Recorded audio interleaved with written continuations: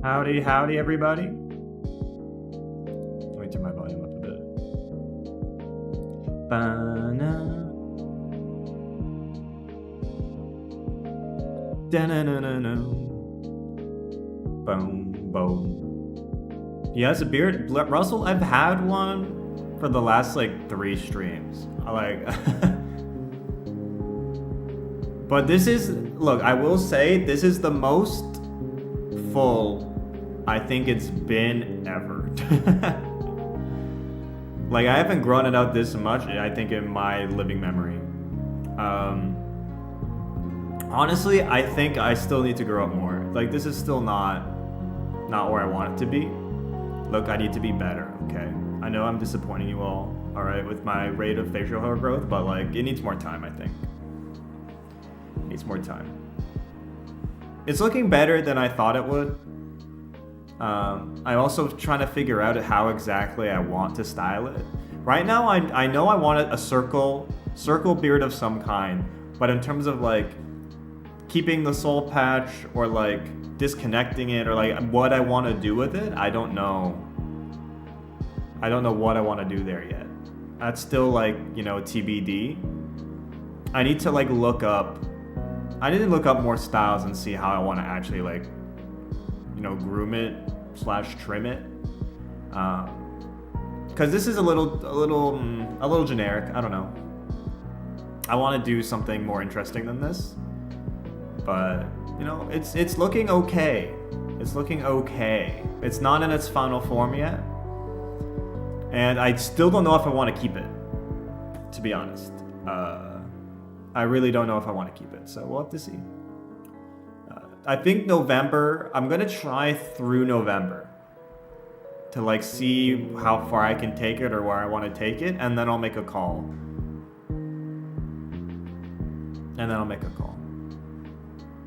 We'll see though. It needs more time in the kitchen, more time in the oven. Yeah. Lots of Yapise topics to talk about. Fuck the Yankees, by the way. We'll start off with sports, you know? While less people are here. The Yankees lose! Dude, what did I say before the series, man? I think I did a small Yapise and I was like, the Yankees are fraudulent. They don't know how to run the bases. They're gonna get exposed. Then what happened? What's been happening? Someone's butthurt? No, I'm not butthurt. The Yankees just fucking blow. That's all. They didn't. I will say, Kansas City and Cleveland were like not tough competition. They weren't tough, and like they didn't. And even then, the Yankees struggled to get over them. And then they face a real team. Who's like, well, by the way, the Dodgers have like half their roster on the IL. And they're still getting fucking mobbed, dude. Holy shit, man. We'll see, though. It's game 4. I think it's like about to start or whatever. I'm not watching it. I'll just watch the highlights after, but yeah. The Yankees lose. But I think Dodgers have this one. And then, watch, if they don't have it, I can get clip farm. So I win either way.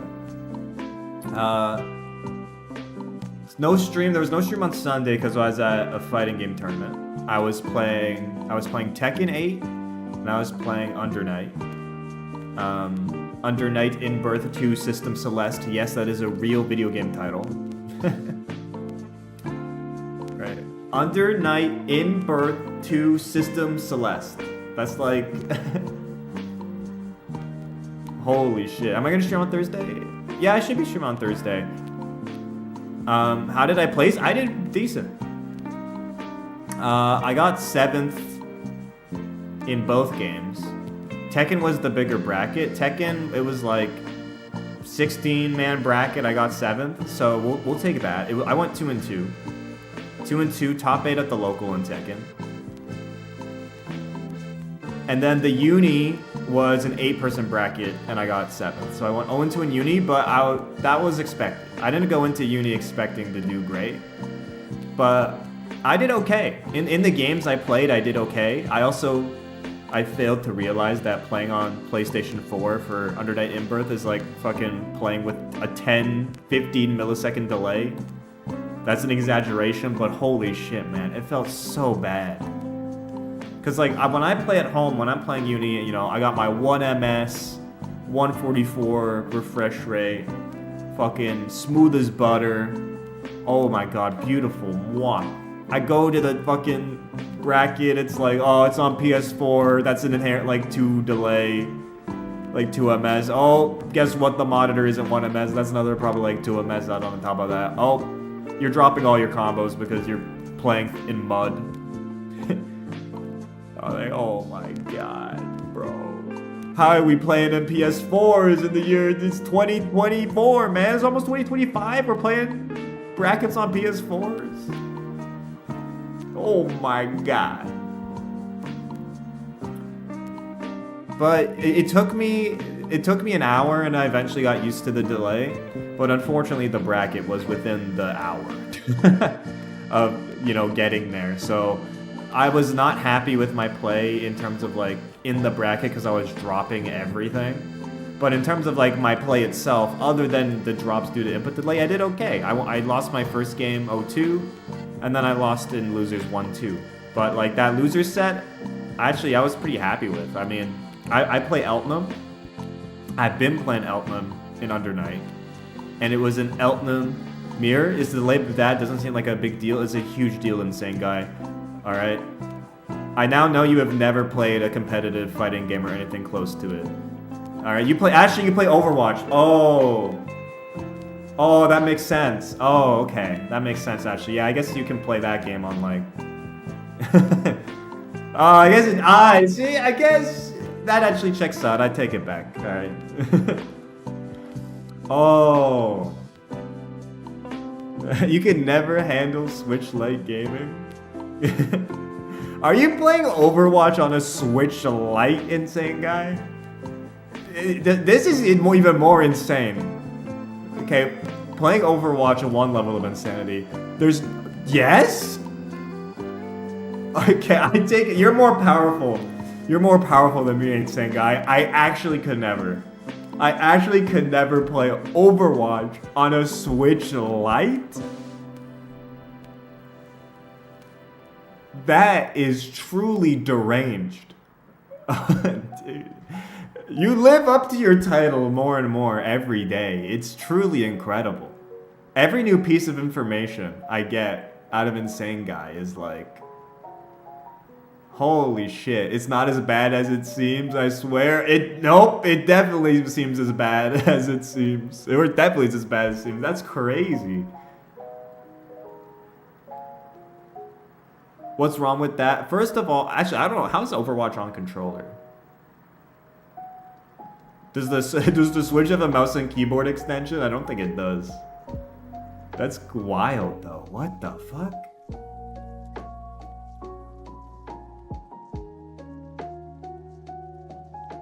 I assume it wouldn't be gray. But anyways, we're gonna get too far off topic. Anyways, the delay was bad. I was in bracket. I was in loser's bracket. Alright, I've been playing Emblem. Alright. And I get into losers and my opponent picks Emblem. And I'm like, oh shit. I'm gonna get owned, man. Like, this is my first ever bracket in Under Night. And I'm going up I've been learning a lot of Emblem. I've been doing good, but I was like, oh man, I'm about to probably get mogged, right? Not the case. I mogged them, man. My Emblem, I guess the fucking the combos were starting to come to me with each game. Oh, woo, woo, woo. Fucking cooked them. Cooked that. That Emblem, get out of my face, man. I won that convincingly. And then they switched immediately to Akatsuki, and I lost. And that's a valuable lesson. Sometimes this happens in fighting games or in brackets. Sometimes you beat someone a little too bad. Like, you should have kept it close so they thought they had a chance on that character for game 2. But you cooked them so bad that they switch off and you're like, oh shit. Fuck, okay. I should have made that a little closer. And then the Akatsuki kind of just got me. The games were still okay. Like, I held my own. I don't think I took a round, but I was close to taking rounds, but... Yeah. Next bracket, though, I will come back stronger. I will come back stronger, and my Emblem is getting better by the day. Like, I've been playing a decent amount of Uni in the past week, because I knew this bracket was coming up, and I've got some more games I know I need to play in Uni, because I'm doing like a small Uni bracket among some friends that I want to be, prepared for. And I was playing some Uni last night. The pieces are coming together. The game plan's coming together. It's honestly been looking good. The punishes are pretty much all down. Also, getting punishes on PS4 was low-key really helpful because I go back to PC and I'm like, holy shit, this is easy. I had to hit these combos on like 5-6 MS, and now I'm doing like 2-1 MS. This shit's easy, man. So like my punishes are looking good. I'm understanding the mechanics more in terms of chain shift and shielding, and whew, the Emblem's looking good. It's coming together. I think there's still some pieces that aren't quite in place, but I know what I need to work on, and it's a really good feeling to be like, to be learning a game, but you still see all the areas, you can improve. Because like when the matches I lost, both in winners and losers at that bracket I played, I was like, I saw the path to victory. It was there. Like in terms of what I was hitting, what I was missing. I was against players that were better than me, but I saw the path to victory. To where, okay, if this is cleaner in this situation, I'm not in this bad situation after. If I have this punish on this hit when I get them, I'm in a better situation. Like in those things, those small things really add up, especially in a game like Uni, where like one mistake means you can lose the fucking grid cycle and then you don't get to play the game for the next fucking like minute. Like that shit, those shifts can be massive if you aren't clean or aren't making the right decisions. So I see the path, man. I think next bracket, I think I can win a match. I think I can win a match for sure. People were asking how the Mahjong's going. Bro, I've been in my gamer era, okay, for the past month, I'd say. Like, every game I pick up, I've been fucking cooking, and the Mahjong's no different, man.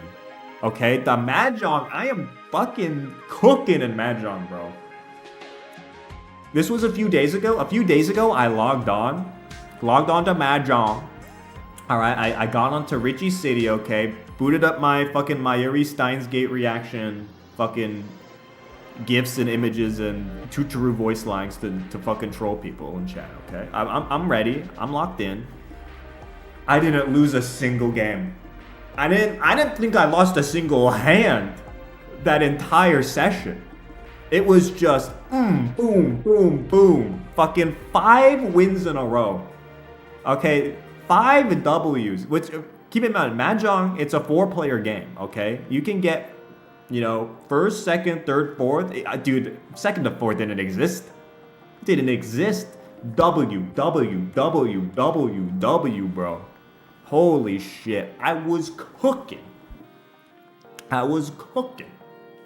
And then, you know, the next day comes and I get last. Like a bunch of times in a row. But basically, my Mahjong playstyle, I don't know if I'm the wrong track or the right track, because I either win and destroy them, or I get fucked and I get last. Okay, so I don't know if that's the right strategy that I'm on, or if like that's optimal, but I'm either crushing or getting crushed. Like no in between, which was not happening when I started playing. When I started playing Mahjong, it was seconds and thirds all the way, like all I was getting. But now, I guess since I'm understanding how to make some hands, I guess the hands I'm going for are just too fucking nutty or crazy to where, like, if I'm against bad players, I fucking roll them. But if I'm against players with brains, I just get owned. So we'll have to see. I might need to do some VOD review on the Mahjong. But the Mahjong's going real well. Like, I picked it up a lot faster than I thought I was going to. Like, the game makes a lot of intuitive sense to me. At first, you're like, holy fuck, there's all these rules, man. This shit makes no sense. But now as I get the hang of it, I'm like, oh, wow. This is actually, like, pretty intuitive in terms of, like, what moves make sense here for, like, these outcomes. So I'm getting the grasp of it way faster than I thought I was. I'd watch that Mahjong Rules Explained to You video. I don't know if you want me explaining, okay?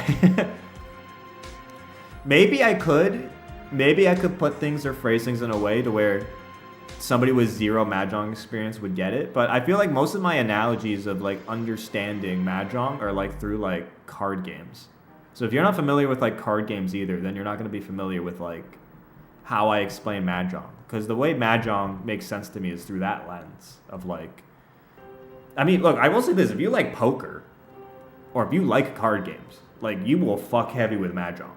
Like, that is a game that you should be putting into your rotation, into your wheelhouse if you fuck with those games. Like, if you're into them, like, you'll love it.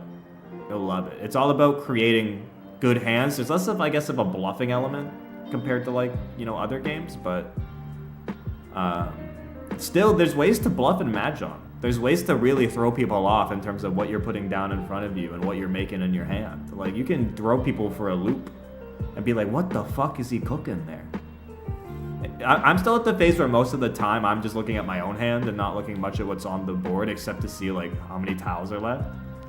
But, like, a few times I've made a few plays where I'm like, okay, they put down these tiles. I'm going to keep this in my hand, and I'm going to put this down. I'll put this down. They're not going to pick that up, and I'm going to in my draw, I'm gonna keep what I drew because it's probably likely to hit with my sequence that's about to like come up. And then I've had it been like a few times where instantly I get the fucking like hand I need like within a one rotation where I'm like, yes, that was the play. Put down something no one can pick up, take the draw that optimizes my outcomes for what goes down on the table, and then win immediately. Like boom, and it felt so fucking good, man. When Mahjong feels good, whew. When Mahjong feels good, it feels good. It feels so good. But yeah, those are probably the two games I'm playing mainly right now. It's Uni and Mahjong. And probably what I'm gonna continue to play for the foreseeable future because both of those games are hitting. Like, Uni is scratching a very like specific itch I have with fighting games because like Tekken 8, I still love Tekken, and Tekken's probably still my favorite fighting game, but I haven't had a 2D fighter that really clicks or makes sense to me since like, I don't know, or it hasn't clicked with me. Like, Strive is probably the last one that clicked for me, like, but that game's getting like 3-4 years old now, in that range. But like Street Fighter 6 didn't really hit, at least for me. Grand Blue Fantasy Versus didn't really hit for me. Strive doesn't hit for me anymore. I just can't play Strive really anymore. Even playing some older Gear games, I'm like, not really clicking. But something about the mechanics of Uni is starting to click for me, where I'm like into it. And like getting better at Uni has felt very good. Felt very good. And Emblem is just a fun-ass character to play. Honestly, I'm probably a bit complicated for a beginner, honestly, but I'm making it work. Like, look, I could have made my life so much easier playing Uni, man. I could have picked, like, almost any other character, and my life would have been just on autopilot in terms of what buttons I'm hitting and fucking what I have to think about. Like, Emblem is definitely a more difficult character to play, but for subjectively, probably not more reward. But the character's fun, man. I'm having a good time.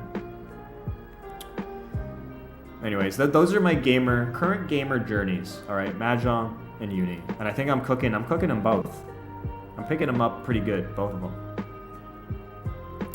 I'm trying to think, any other Yapise stories in the past over the weekend?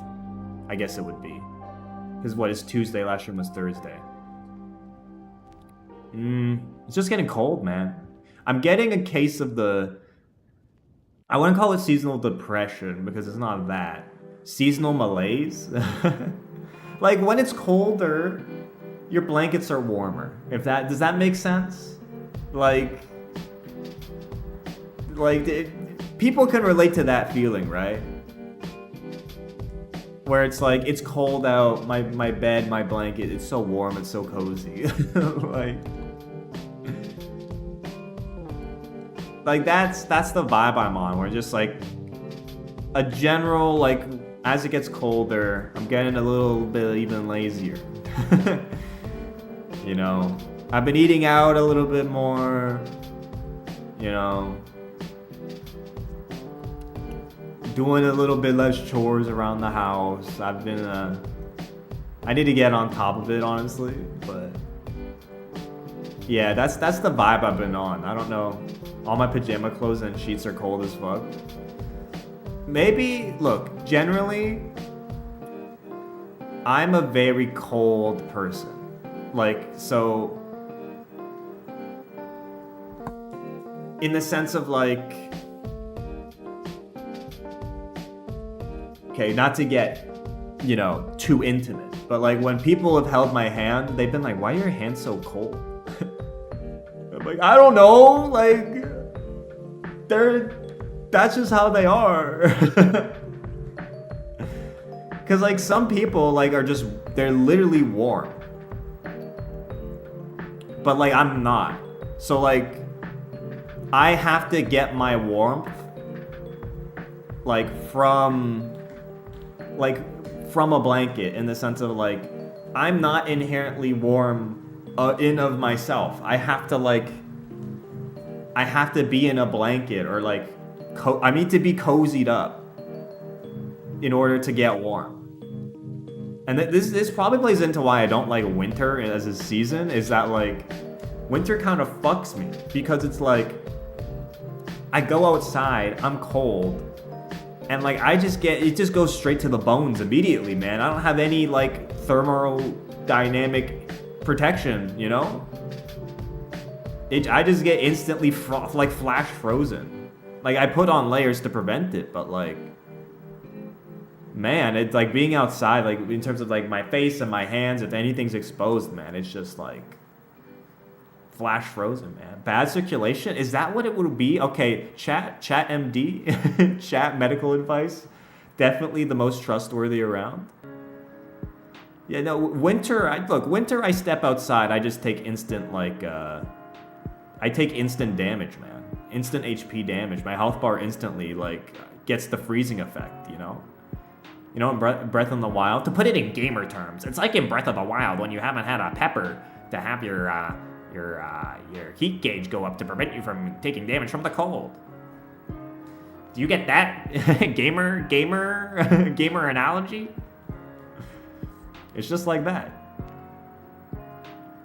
They made temperature from Breath of the Wild real. They really did. It's honestly impressive. But yeah, basically I take instant cold damage. So when when I get up and it's the winter time and I'm in my blankets and it's nice and warm, like I kind of, you know how it is. I go blanky mode, okay? I go blanky mode, I go cozy mode, I get a bit more lazy, I get a bit more, I don't know. Did I play Tears of the Kingdom? I played Tears of the Kingdom. Look, funnily enough, the only time I played Tears of the Kingdom was like 2 or 3 streams that I did on the channel, which you can actually go find those VODs if you want. There's even the highlights are up for that. That's the only amount I've played the game. So like 2 hours maybe of Tears of the Kingdom, but that's it. That's all I played of that game. Honestly, I need to go back. But yeah, I'm definitely in cold mode. And even now when I go out, like, it's like, the temperature it was like 2 weeks ago for me was like perfect. But now when it's getting to like 5, 6, 7 degrees, like Celsius, I'm like, oh man, I can't eat like a meal outside. Like, cause that's me in my me time. As you know, I'm cafe pilled, okay? You know, like 50 to 90% or maybe 99.9% of my stories start in a cafe. And that's for a reason. That's my me space, okay? All right? That's my white girly, coming to the forefront, all right? Avocado toast for breakfast, go out for a cafe for a late brunch, okay? All right, that's just how I am. Am I an odd enjoyer? Yes, I'm an odd enjoyer. This ties into this. But, like, when I go to a cafe, I usually, like, a lot of them have outdoor seating around me. So that's what I like. I like going to a cafe. I'm usually pretty simple in terms of what I get from my cafe. I'm usually getting a latte of some kind. Getting a latte, maybe an espresso or a cappuccino if I'm feeling a bit fancier. But usually it's like a croissant, a latte, and like whatever that cafe's breakfast offerings are, which luckily around me are very varied. Like every cafe I go to has like a different take on a breakfast sandwich or a different take on, a breakfast item that I like. So that's usually my go-to. I don't have it like a staple go-to. It kind of rotates based on whatever cafe I'm in. But it's usually a latte, a baked good. I'm trying to eat outside. Like, and especially in autumn, when it's that like 15 to 12 degrees Celsius range, and you're outside with a nice warm, like coffee or latte, like, that's the fall leaves. Beautiful fall leaves coming down, latte in hand. Baked good, maybe a warm sandwich too with you. Oh man, it's just the best. It just cannot be beaten. It cannot be beaten. But now we're starting to get out of that phase of autumn. which is very unfortunate. Like, at least the leaves, you know, they fall, but they're getting to the point now where they've fallen. And, you know, once they fall in, that's when, you know, especially up here in the Great White North, that's when the end times begin. Okay? That's when the end times begin. And you enter the long night, where the next 5 months of your life, strap in. Okay? Well, bienvenue à Canada. Alright? The winter is here. Pray you, yeah, the clock strikes midnight, exactly. That's just how it is. Yeah, so, you know what? Don't be, you know, what's it? Don't be sad it's over. Be happy it happened. That's how I feel with autumn now, because autumn we're ending the you know, the late stages, man. But we'll see. Also, I was supposed to have. This will be the last Yapise topic because we're hitting the half-hour point. Also, yeah, fuck it getting dark at 4 o'clock. Yeah, fuck that. I hate that shit too. I was supposed to have a new bookshelf behind me today, but what the fuck is wrong with the delivery tracking apps, man? Like, what? Okay, this is probably just a problem with this specific service I was using, but I ordered like a new fucking bookshelf. I get told it's on the way. It's on the way today. They said, here's your tracker. Here's your tracker. You can see live updates on when it's gonna get to you. It's like noon. It says, oh, it'll be there in 25 minutes. I'm like, thank God. 25 minutes. I'll have it in time. I'll set it up. It'll be ready for stream tonight. Perfect. All right. You know, I'm ready for it to come in. I go to the front. I'm like, yes, it's time. All right. 1 minute away. It's just 1 minute away. 5 minutes later. Okay, it's still 1 minute away, but like, you know, maybe they gotta find their way through the neighborhood. There's a few one ways. Okay, like, all right, it happens. All right, 10 minutes later, it's still 1 minute away. I'm like, okay, maybe they just did like another delivery before mine and they're gonna get to me, right? It's 1 minute away still, so like, it's not, I wouldn't say 1 minute away for like no reason, right? Like that, somebody must have hit a button that said my thing was on the way. Half an hour, another half hour later, it's still 1 minute away. I'm like, what the fuck's going on? Okay, now I'm like, what is going on? It's 1 minute away still. So I you know what? I'm like, okay, there's a support number on the tracker. It's like, you know, if you have a problem, call the number. I call the number. Goes to voicemail. It's like, hey, blah, blah, blah with your order. If you have any concerns, we're not available right now, but leave a message after the beep and we'll get back to you as soon as possible. I hear the beep. This voice box is full. We are unable to leave a message. Please try again later. What? Huh? Okay, so the fuck do I do now? Like, it's 1 minute away. I phone the number that's given to me. There's no one there. They say to leave a message. It goes straight to voicemail. And they say the voicemail's full.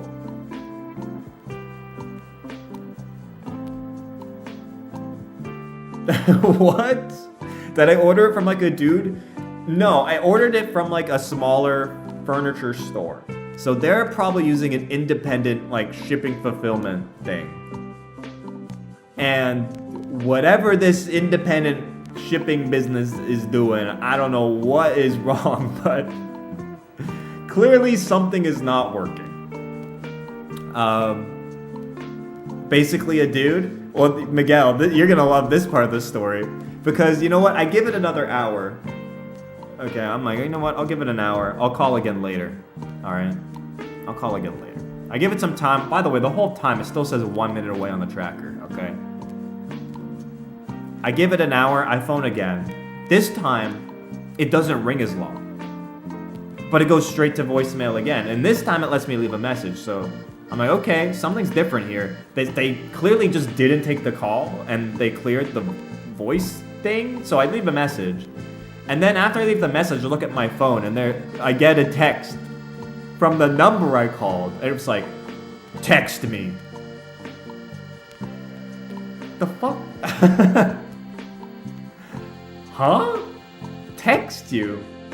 I just called you. I've never called a customer service number and gotten the reply. It was just text me, period. I was like, what the fuck is going on with this fucking bookcase? So you know what? I'm in. I'm far enough down the rabbit hole now. I need to figure out where my fucking bookshelf is. Alright, if it's been kidnapped, if it's being trafficked to fucking, I don't know, the fucking Ivory Coast, I need to know regardless. So I text them. I text them, hey, the tracker's been saying it's 1 minute away for the past 2 hours. I called and I left a voice message, but I couldn't earlier. And then finally I get my answer. Finally, they're like, oh, I looked at the order number. There was a delay at the warehouse. We had to leave without your order. We're gonna try to resolve this as soon as possible with the warehouse. And I'm like, okay, I got my answer. And you know what? I just hope, I hope that fucking bookshelf's gonna turn up, okay? Because I did pay a pretty penny for that bookshelf. It's a nice bookshelf, I'll tell you that. And I literally cannot wait to go get it up, because I think it'll elevate this room infinitesimally, and then you put a couch there, and this room will finally come to life. It's been kind of, it's been a work in progress for a while, but there we go. Anyways, there's your bookshelf arc. We gotta get into the fucking thing. It's been half an hour of Yapise. Yeah, let's get going. Let's get into the housekeeping. Let's get into, playing it. IKEA kids, don't get me started on fucking IKEA, Miguel. I got an IKEA story too. Those motherfuckers at IKEA also can catch the fucking smoke, okay? But not right now. I got a word with them too. I got a bone to pick with IKEA too, man. Those motherfuckers, dude. Anyways. Pavise versus the furniture industry is an ongoing saga in my life. So, how do I go on all these adventures? I don't spend all day on the internet. I think that is the key. Well, that's not true, because I do spend all day on the internet, but it's like... I think the key is having a job. I think that's the linchpin of it all. Anyways, Truffled Eye VIP, link in the description. Alright, if you want access to these incredible emotes, alright, all these incredible emotes, look at them. They're beautiful. They're wonderful. Say business. Look at that. Look at that emote. Say business. Say business, say business, say business. Say business. Say business. If I say it enough times, you're gonna have to download Truffle.vip to use it. The peer pressure will simply be insurmountable of the amount of say businesses in chat, or the amount of meetings in chat. Will simply force your hand to engage culturally with this chat. Alright, so Truffle.vip, link in the description. Go and grab them. Alright, get these beautiful, wonderful, incredible emotes. r/Pavise. Look at this. There, apparently we gave Mini Plays the assist with the dat name though being given the guilt on this one. So we did send it to VAR, or CodeKid sent it to VAR, and we did get a result. But ultimately, if you want incredible memes, incredible fan art, post it on r/Pavise. End of each stream, we take a look at the subreddit, and also the fan art at the end of at the end of each highlight also comes from r/Pavise. So if you have fan art you want to submit, be sure to submit that on r/Pavise as well.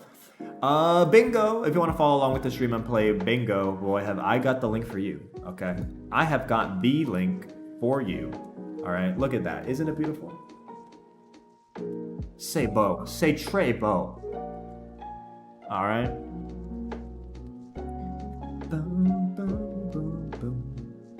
Where's the Twitter post? I am too lazy. I'm too lazy to post on Twitter right now. I'll keep it 100 with you. I need to get the stream going. I can't waste any more time. And finally, r/Pavise. No, that's not r/Pavise. That's my channel. Channel memberships. If you want to become a channel member, okay. Not only do you get Nightbots on boost, but look, I got the meme screen working again. What did I change? I just hit the CRT and it worked again. That's basically what I did, or the equivalent. Anyways, Nightbot odds boost. 2 times odds to be selected in chat plays Fire Emblem. Meme of the stream eligibility. This one is courtesy of, I believe, Eviceratops, if I'm not mistaken. Let me double check that. Who sent this one in? No, it's Dunk. It's Dunk Hazard. Dunk Hazard submitted this one. So, and Dunk Hazard, Dunk Hazard, are you a channel member? How did you post in that channel? Did you not lose perms or did you just lose a membership? I think Dunk has got like a meme screen from the past. Oh, you are? Okay, I just didn't see the badge and truffle. I didn't see the badge and truffle, so I take it back. But if you want to be like Dunk Hazard, it doesn't appear in truffle. Look, it doesn't appear in truffle. But look, if you want to also submit stuff to go on the TV, you got to be a channel member in order to do that. Link to the description in the Discord. Also, if you want to follow with the bingo, there's also a link to that in the description. Anyways, that's the housekeeping. We should play the video game. We should indeed play the video game. Turn off the lo-fi. I can continue on that. Turn my volume down a bit.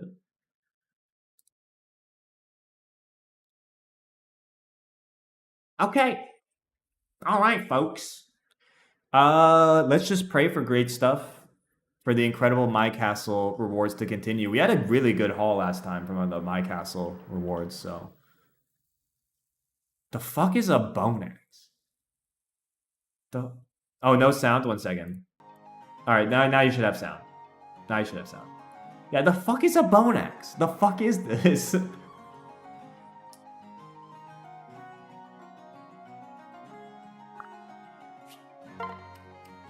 The fuck? +3 res. Sometimes the old ways are best. 9 might. 9 might isn't that bad. Like, the +3 res might come clutch in some way? Maybe?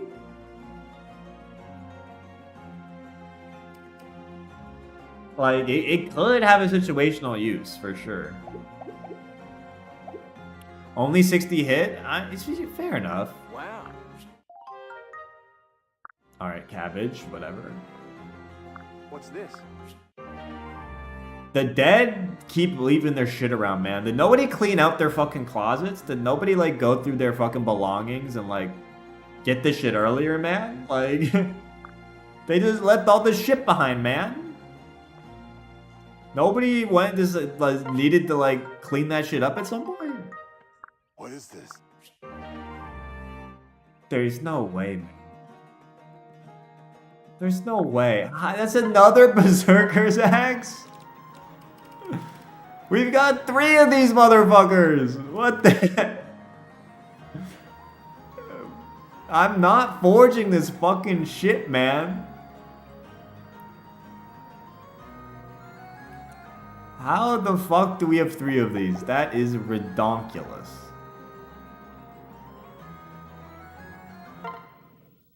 How do we have 3 of them? Also, Lilith is at level, or about to be at level 53, I believe. I mean... Look, if there's one person benefiting from all these resets, it's definitely Lilith. I will tell you that.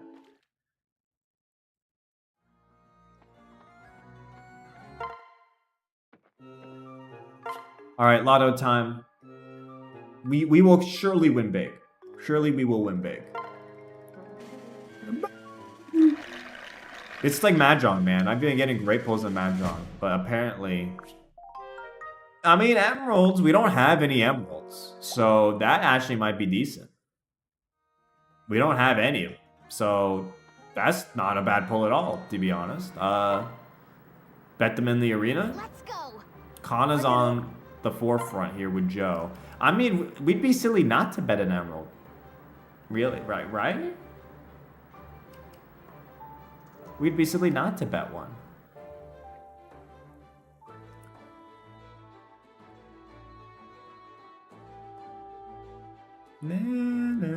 Should we get the fire orb? We don't have any DP. We have it at level 2, so we should be okay.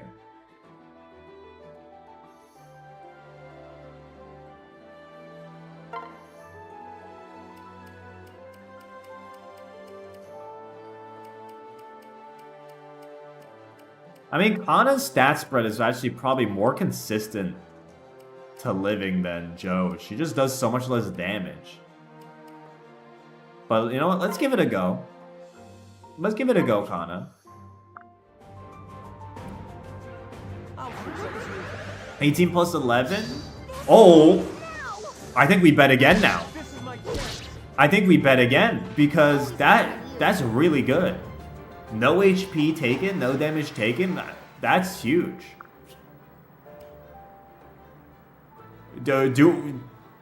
We gotta bet again, no?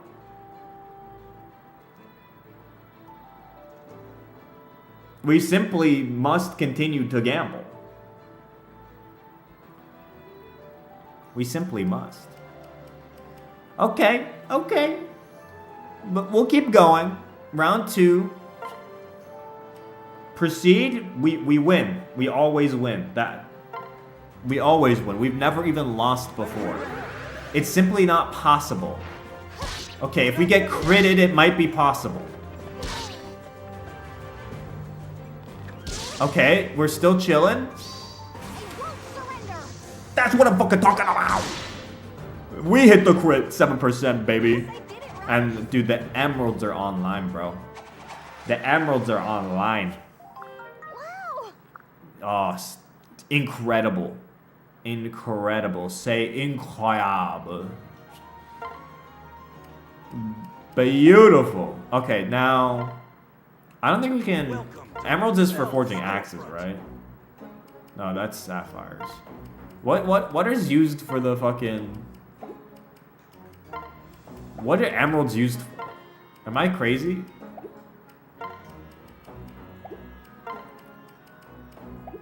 For bows? I mean, 5 emeralds now is nice to have for bows. I mean, we have a lot of bow inventory, if I'm not mistaken. So we could really stack up Shura's bow usage, but he's already got like quite a few forged bows. I mean, Gum Gum +2. We just don't have these equipped right now because they don't really make sense to have equipped.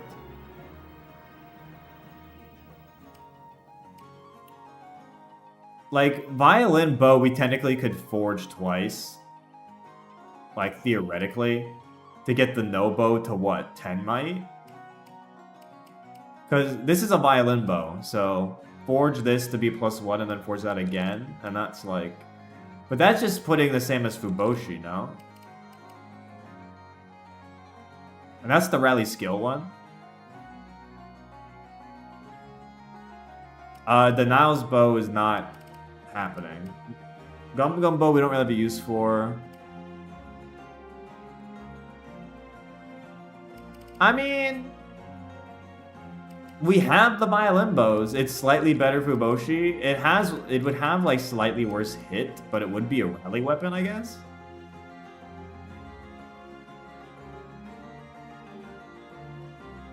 Rally skill greater than 5 hit. I can see the rationale. And we now have the means, and I don't think we have any other forge projects really online immediately for a bow, so...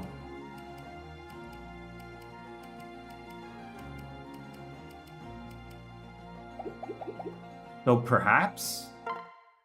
Mayhaps? Welcome to my fell storefront. The fell storefront? Okay. No, not even original, man.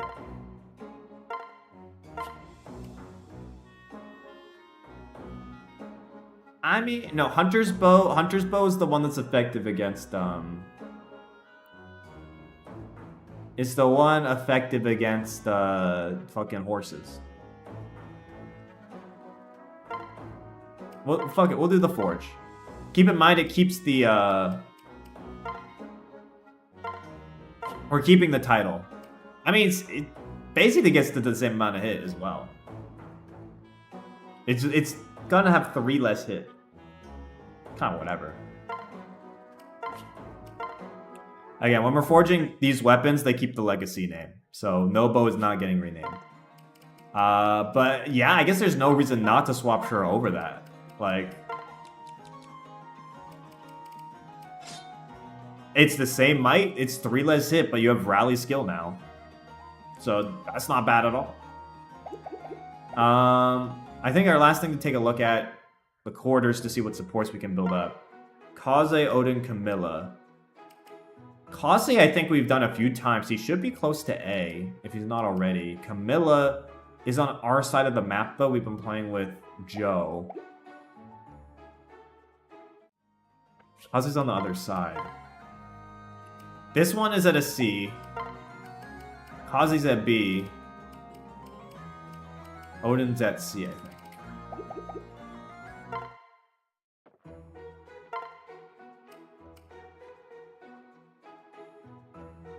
Huh. I think Camilla probably makes the most sense, no? Like, Camilla is on the left side of the map with us right now. It makes sense to maybe take a roll and see if we can get this up to B for this chapter. Or at least that's my inclination, is to do so. So we'll lock it. We'll lock it. Oh. Bum, bum, bum, bum, bum, bum, bum. Thanks.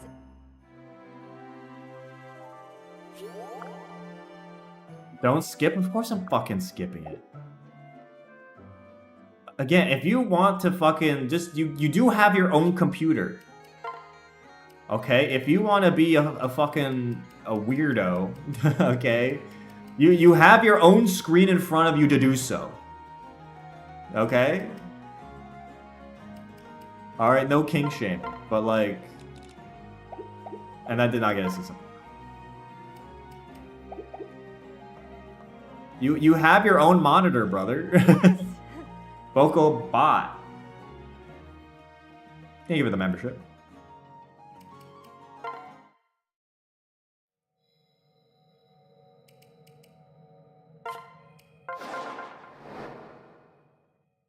Bro, just go type Camilla Rule 34 and come back in like 10 minutes, okay? Like...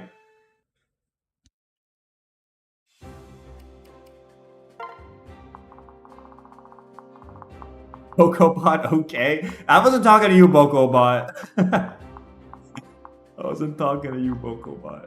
I'm just thanking you for the membership. 10 minutes? I'm making an educated guess based on their clear preferences, okay?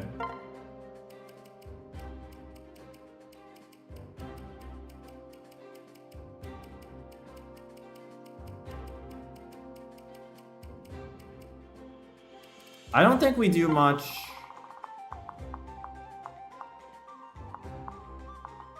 Okay. Our old layout. I think Keaton down here again. Keaton has not been an issue on this right side. Keaton has been cooking on that right side. Same with this Charlotte pair up. It's been cooking. Xander and Camilla can also just clearly cook here. Like, no questions asked. They cook here. Especially with that rally defense from Haitaka.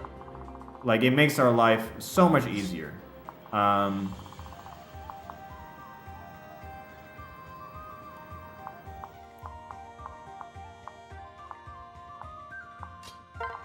Kasumi.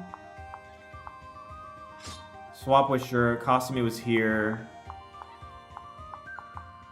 Dun, dun, dun, dun, dun, dun, dun.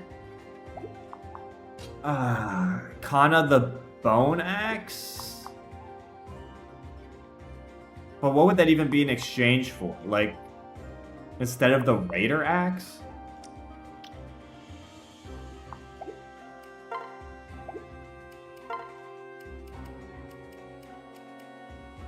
She can't even use it.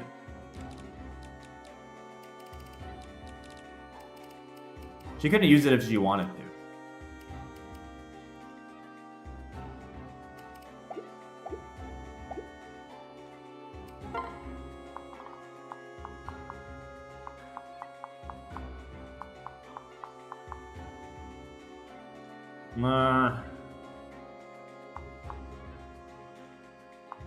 I'd argue KZ is better on the left. I would argue you are wrong. Counterpoint, incorrect. That's all I gotta say about that. Benny has to be on this side. Like, honestly, our layout here I think is fine. Our layout is not the issue.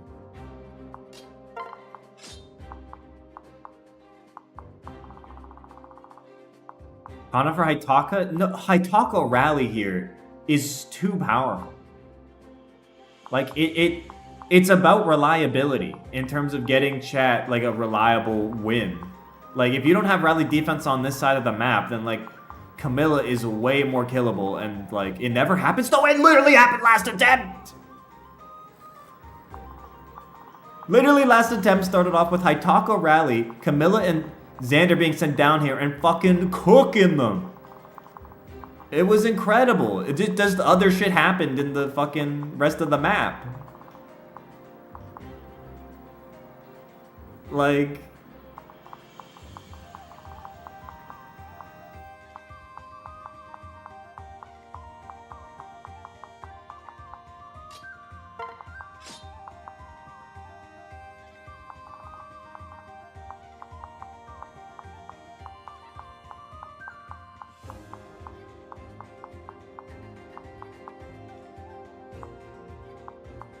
Vivi's out here plotting? No, Vivi's a keeper right now because Kana's alive. Or Vivi's just a Kana keeper. To be more specific. Let's look at that enemy range again real quick.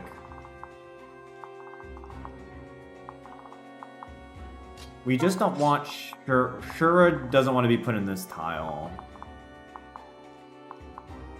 Kana's fine on that tile, Kaze's fine on that tile. I'd argue, like, Kaze is better to put here. I think this is okay.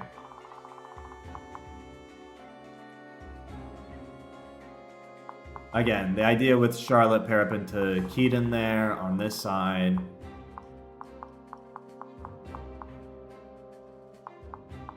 Xander and Camilla can both kind of go for it. Benny's here. You do have Enfeeble. Remember this Enfeeble, and you can use Kasumi as Enfeeble bait in a few positions. So let's hit save on this, and I think let's just get into it. I think we're okay. I think we're okay.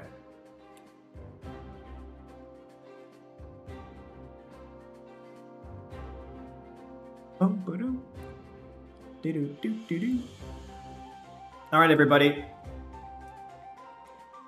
Give Charlotte yeet.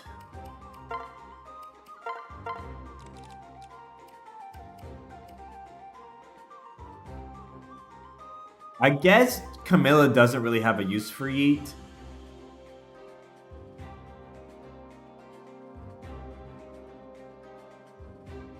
Because she has Pikmin, and on the left side, Pikmin's going to be better than yeet in most cases. And there has been times where Charlotte, we wish, did have some ranged attacks on that right side.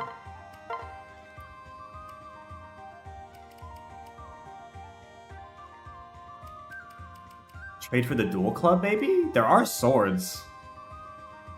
But also, dual club is double-edged in some ways. For a Valm?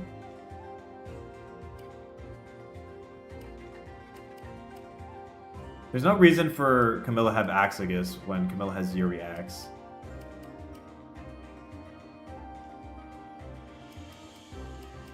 No, let's do it for the Valm. And let's have Camilla by default to be equipped on... whoops, that's not what I wanted to do. It's not what I want to do at all.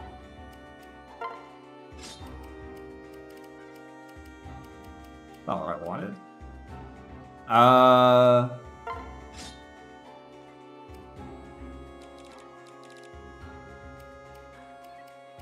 What else did I have equipped? I don't even remember.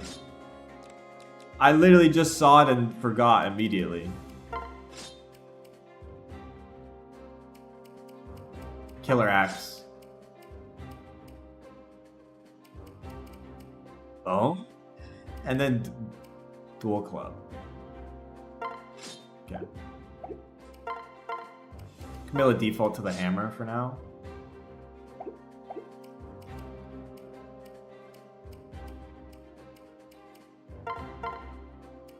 I'm gonna default to certain weapons here.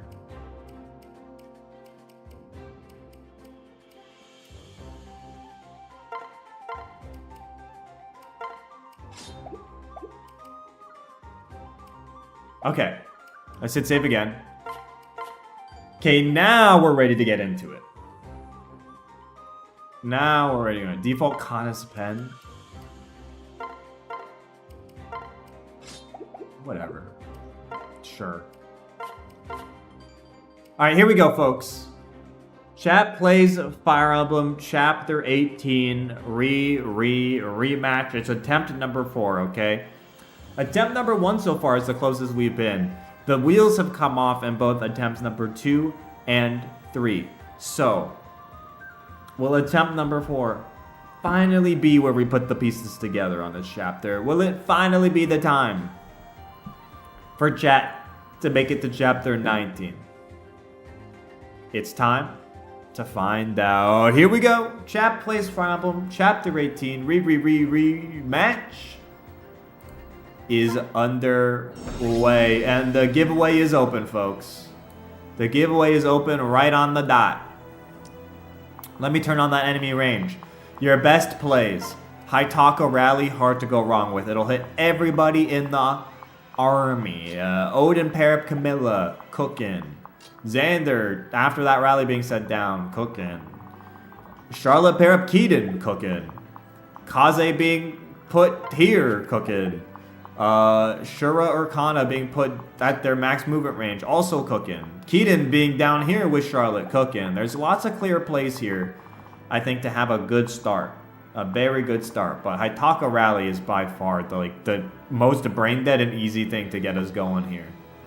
If you get this rally on the board, then Camilla and Xander are basically invincible if you send them down to just do hammer time on these motherfuckers. So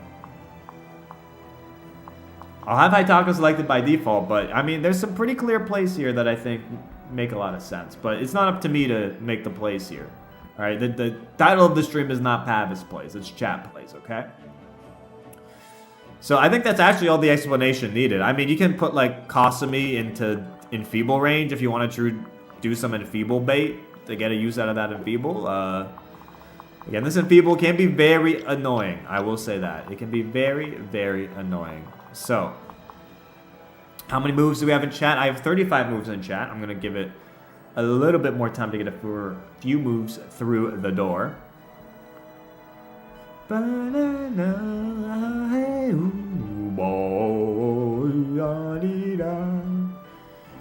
Wait for a few more straggler moves. We're at 37 moves.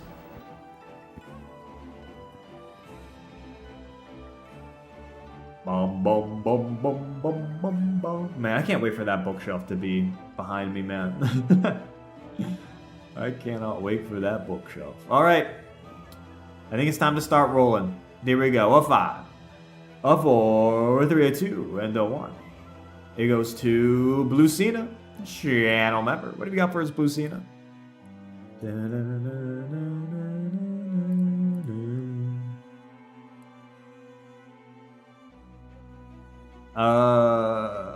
Oh, you're going by Blue Sea.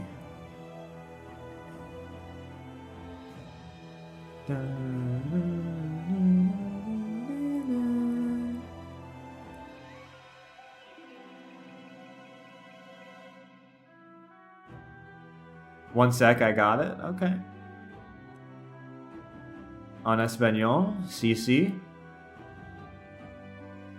Mi movimiento, taquizazelas, sube la defensa, de sus, de sus. Alidipis. Aladip? I don't know how the fuck that last word is pronounced. Also, please just refer to Haitaka as Haitaka. Also, Earth Guy, thank you for the membership. Haitaka Rally, that's what I assumed. But please just call him motherfucking Haitaka. Don't call him fucking Takis, bro. Please.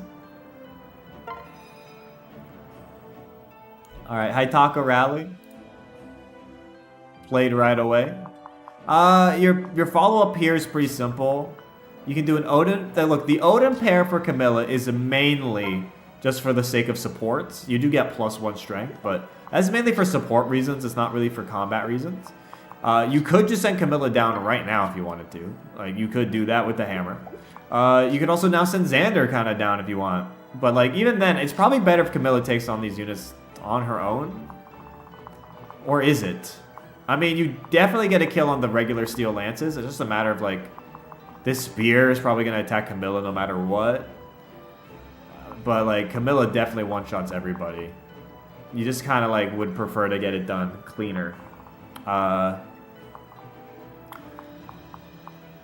yeah, not much else to add to that. Camilla going down here with or without Odin pair-up is good. It's kind of tough to deal with this side of the map.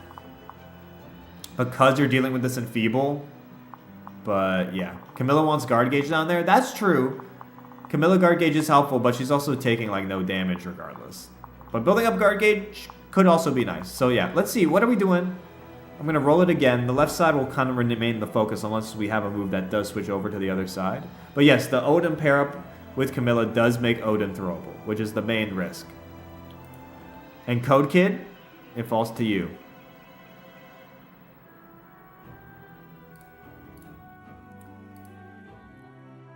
We have a Keaton move, so we are going over to the other side. My move, Keaton, tends to be the most volatile turn 1 move. I disagree heavily, but a move's a move. Wait. Just wait in place with Keaton? Is there a reason not to send him down? Or is there a reason not to do this pair-up? I feel like this lowers our tempo. To use a chess term.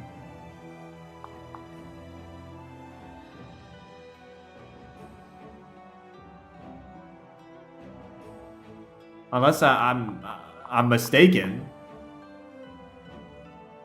Nah, I'm fine waiting. Okay, well, I don't quite understand what this move is going for. But okay, Keaton, wait. Alright, who's up next? That's a very confusing move. Ketzel. What have we got for us, Ketzel?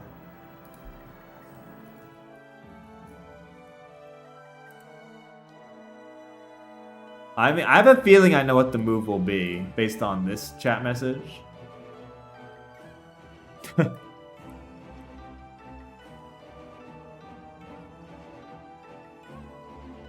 What's the move, Ketzel?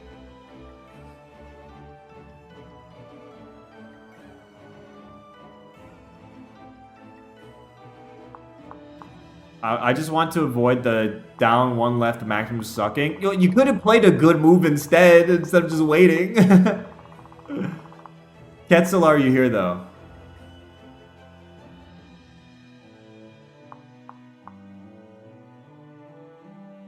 Okay, you missed the Charlotte pair-up then? You could have put him still farther down, but in Charlotte pair-up range. Like, there was solutions. There was science available. But basically, Keaton Wade in here basically puts it back dealing with these guys at the bottom back a turn. Which could have knock-on effects. But it looks like Ketzel is not here to follow up on their earlier chat messages, so we are going to have to re-roll it. It goes to Cat Hermit instead.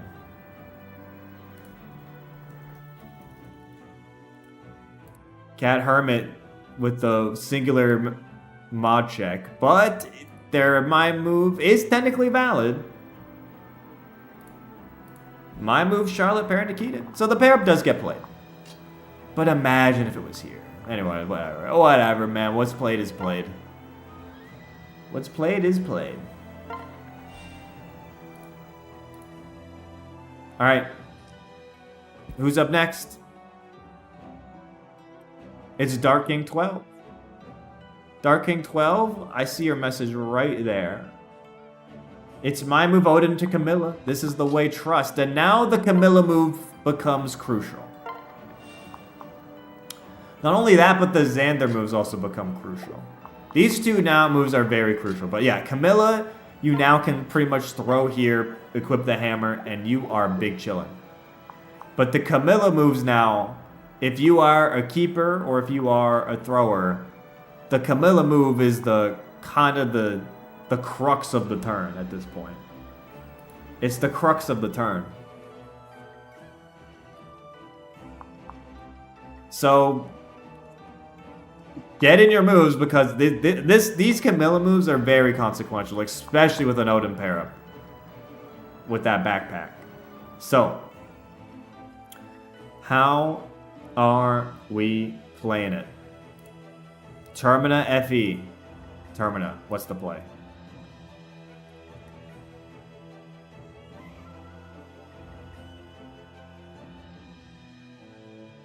Let me go to your My Moves or your chat history, Termina. It's a Xander move off the bat, actually. It's a Xander move, which is of consequence. It's a My Move Xander down to right max away. Now, I don't think we've done this as our starting move before. I don't think Xander has quite made it to this position. But we're throwing Xander into this area of the map, which he will get enfeebled, which will make him vulnerable. It'll be very interesting to see how this goes. I want to be bold. It is a bold move, but I respect it. I respect it.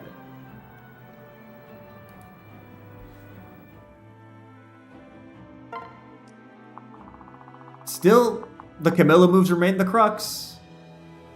The Camilla moves remain the crux of it. So, here we go. King of Fools, channel member. If you did not know, channel members have times 2 odds to be selected. In chat plays Fire Emblem. King of Fools. Well, I know you're telling the truth because you have a persona PFP. Got him. Have I made that joke before? I swear, I must have made that joke. Right?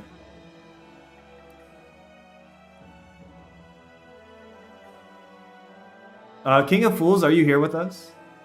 I do not recall. Well, it's a joke now. Chat history, it's a Leo move. Yeah, we're just on turn 1. Leo move to kick us off here. The Camilla moves are simply not being rolled right now. I commented on the Persona PFP, but not that joke. Okay, well, me in the past simply did not have the sauce with it. My move Leo, down 2, 1, 2, left 4. 1, 2, 3, 4. I mean, that's not bad.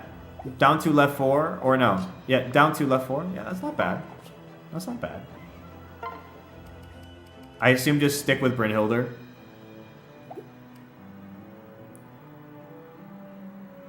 Do left max? No, don't do left max. This is a good move as is, yeah. Alright. Kasumi actually might be good for enfeeble bait.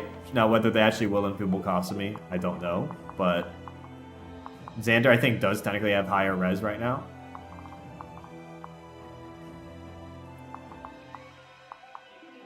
But the Camilla moves, man. The Camilla moves, it's been 2 moves without Camilla moves being rolled. And it's high impact. So, Gerald, channel member, what's the play?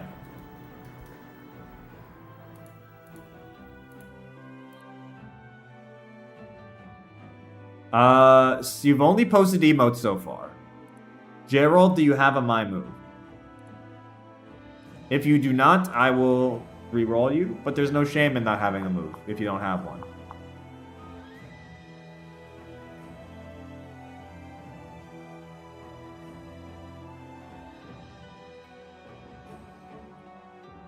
Dun dun dun. Bam bam bam bam bam. Pass? Alright. 3 my moves go past without a Camilla move, and the stakes get higher and higher with each reroll, man. Don't. Alright, don't panic. At least one move I think is safe here. Don't panic.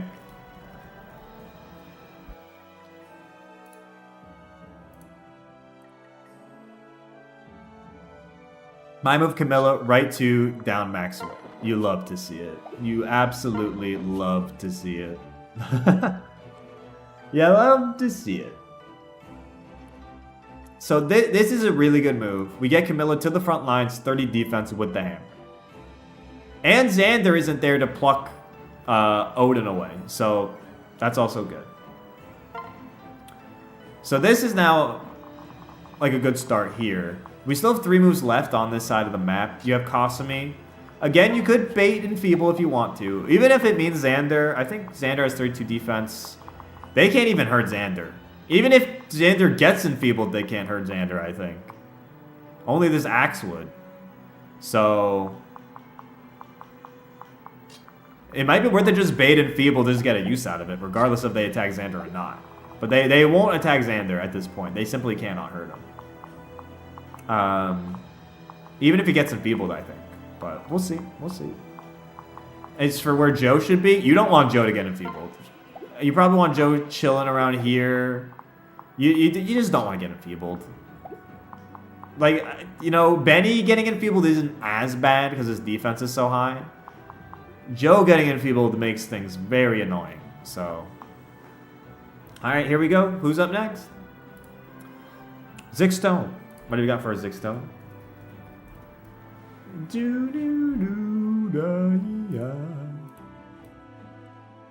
Zigstone, your last move was a Camilla move. Do you have a new move for a Zigstone? Keep in mind, you still have moves on the right side of the map too if you want. Like, I feel like Kaze here is a pretty good move. Maybe with the Steel Shuriken even. For the, I mean, it burns is the most attacked though. Keaton cannot move, he's already been moved. Shura here is not bad. Kana there is not bad. Just moving Jacob up is not the worst, though you don't want to maybe move him too far.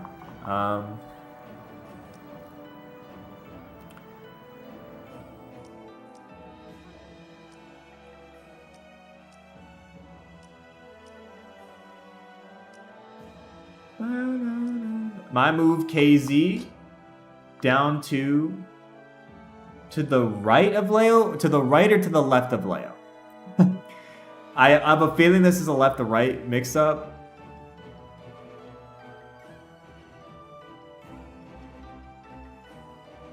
To the right really doesn't do much. To the left, oof, yep. You know what to do, chat. Kaze to the left of Leo, and then I guess, what do you want to equip? Hunter's Knife is not good here, but honestly, probably just it burns, right? Even the debuff, though, from Steel Shuriken's better, but I don't know. Both of these are probably okay. I don't think your speed, I think, is fine either way. It burns. Alright, we'll do it burns.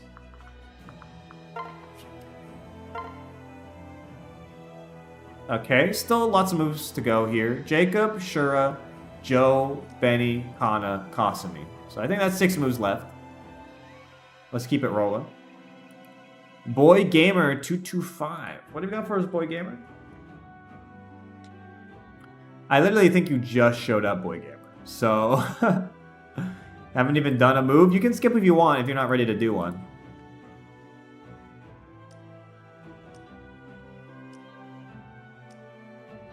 I mean, there's some pretty safe moves here, like, I don't know, Kana here, Ashura there. What's on the right side? So the right side is really just this Involvator mage you're dealing with. None of the other mages can hit. And this guy can't either. He's not in range with his sword. So it's really who you want to put in this tile to help dual strike with Kaze. You can do that. Yeah, Kana can go there. Shura can go there. Jacob can't, but you can still move Jacob up a little bit if you want. But you don't want to move Jacob up too far to where he could be thrown next turn. Because Keaton hasn't moved down here yet. Na, na, na. My move Shura. Down 3, right max, down the hallway. That is not a valid move. I didn't even say that, boy gamer. He can't make it down the hallway. And it's a left-right mix-up as well.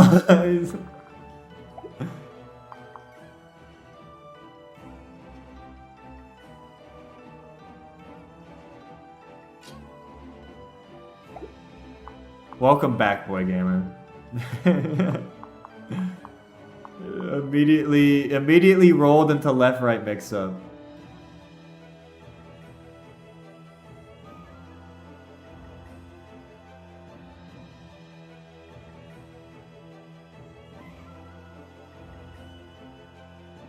So what'll it be, boy gamer? There we go. Shura, down 3. 1, 2, 3. Left 3, down 1. Okay, that is way bolder.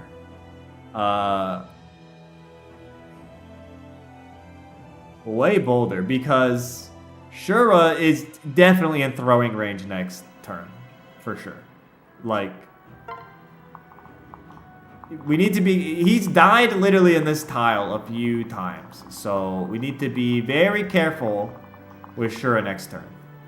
Okay, who's up next?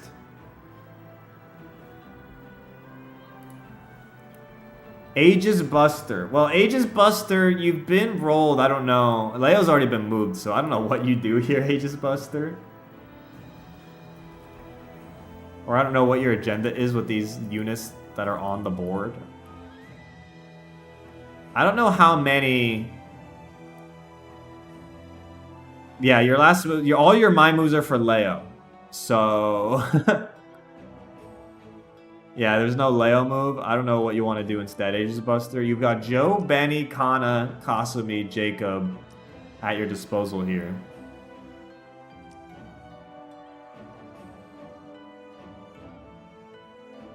Dude, why are there so many Leo shooters in chat, man? What did Leo do? So many ops. So many Leo ops in chat. It's kind of crazy. Like, go to Benny.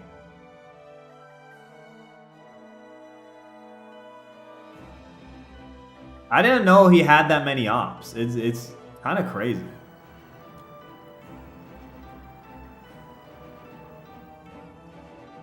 You don't remember what he did? I remember him hitting crits.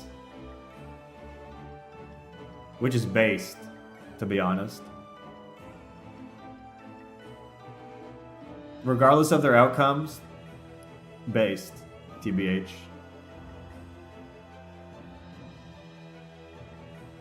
Okay, this is an annoying move. My move, Benny, right 3 down max. It's just annoying. Like, but, wait, who even hits that tile? Is it the spear? I guess it's just the spear, so I guess it's okay.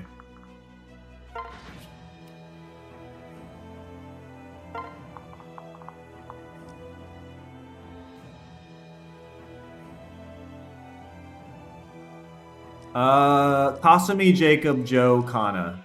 Our final moves of turn number 1. Phantom Slash. What have you got for us?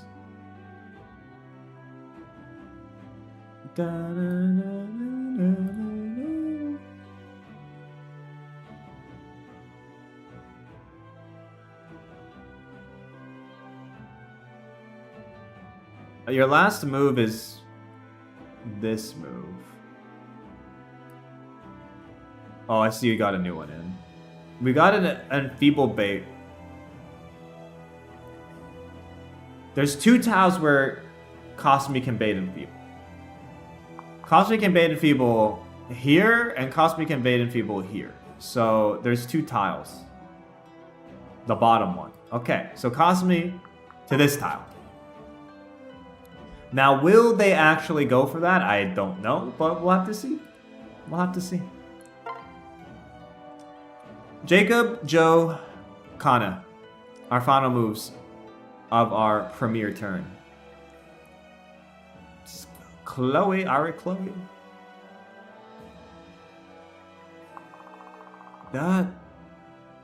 This is an annoying move. like moves like this aren't run enders, they're just annoying. Like, my move Kana, down 2, left 3. Trade Brynhildr with Kana's pen. And have Leo equip the worst able weapon.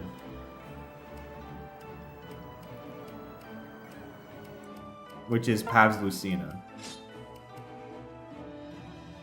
Because chat through James Gunn. Well...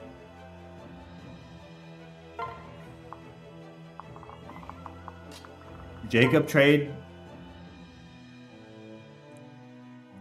back, like, right away. I mean, there's easy ways to undo this move. It's just, like, all you gotta do is trade Leo back to the right weapon. That's all you have to do. So... And then it's fine. You just have Connids and have her pen for a little bit. So Joe and Jacob are final 2 moves of the turn. Jacob, you just want to trade him back. Brynhildr's on Kana though. Aw, that is true. At least, okay, put Leo on Ember at least. Give him something to counterattack with.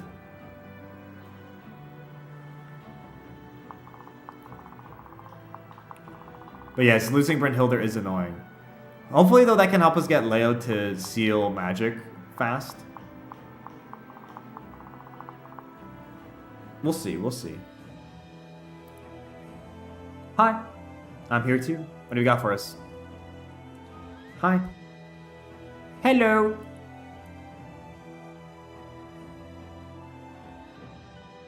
I don't see any my moves from you. Hi, I'm here too. The my move that is most obvious is his trade here. Does he have any other tome? He just has Ember and is unable. Like right now, Kana has Brynhildr. So Jacob, trade Leo to Ember is probably your best play here. I don't really see anything else. I mean, you can. There's still Joe moves available. Now you don't want Joe to get enfeebled. I mean, you could do this. This isn't bad actually. Maybe equip the torch, so if somebody does go after Benny, he's got a dual strike with magic attack. Like,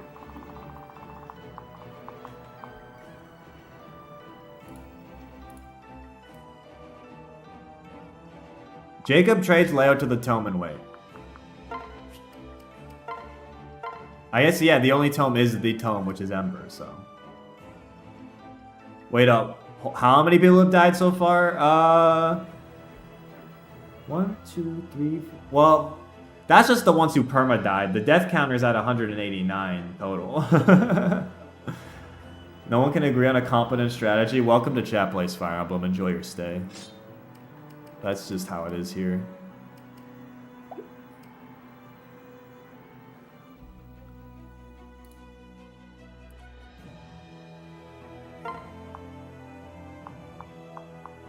So, Leo back on Ember. You need to trade Benny to a ranged weapon to counter. I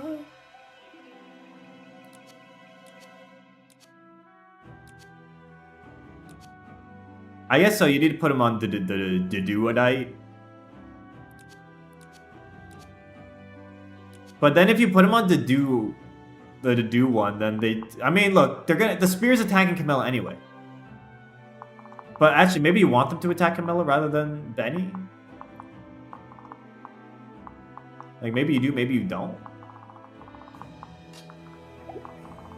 But, like, the spear, I think, would attack Camilla anyway, because they... Like, Camilla can't counter and has lower defense. So... Well, here we go. Last move is for Joe, and it goes to Dice. What have you got for us, Dice?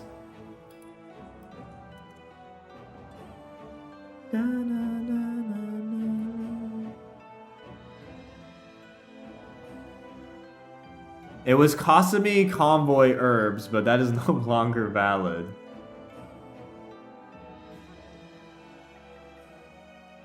Kasumi herbs. Look, you could.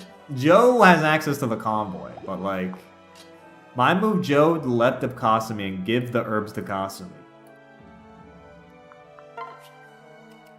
Okay, I mean.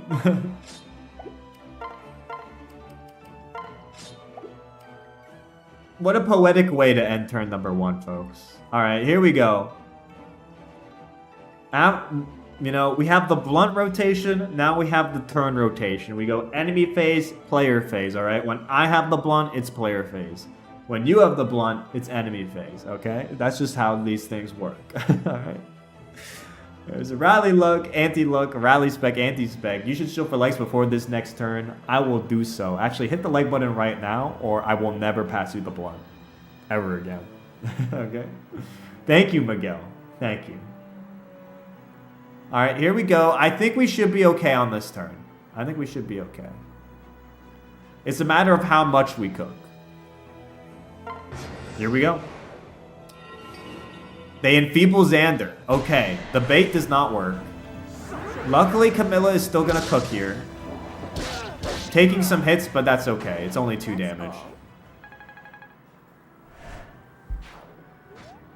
They do try to spear Benny. Again, even if he did equip a spear, they're just going for Camilla.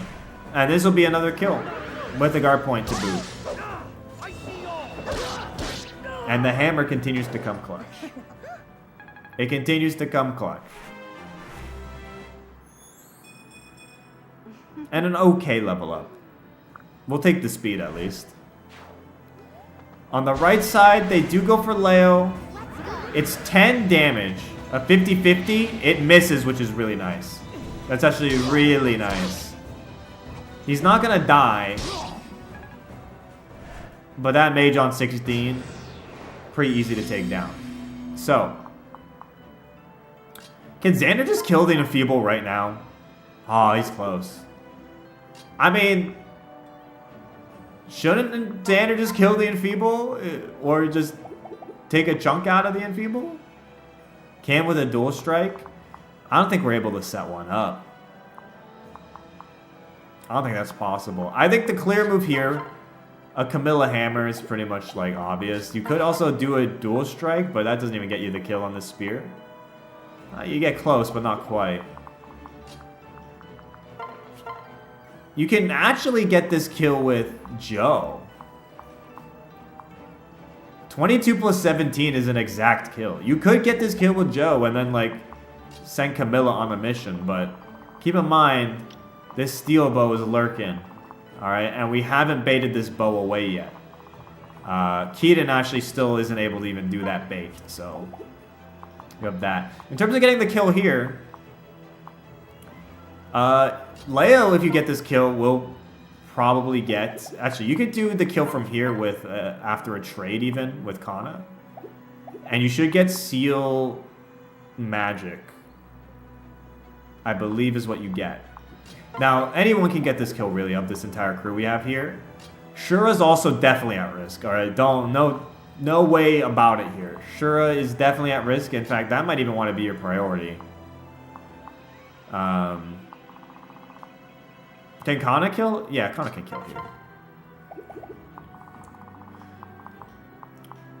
In terms of here, though, Camilla, I mean, if you want to play really aggressive with Camilla, you can.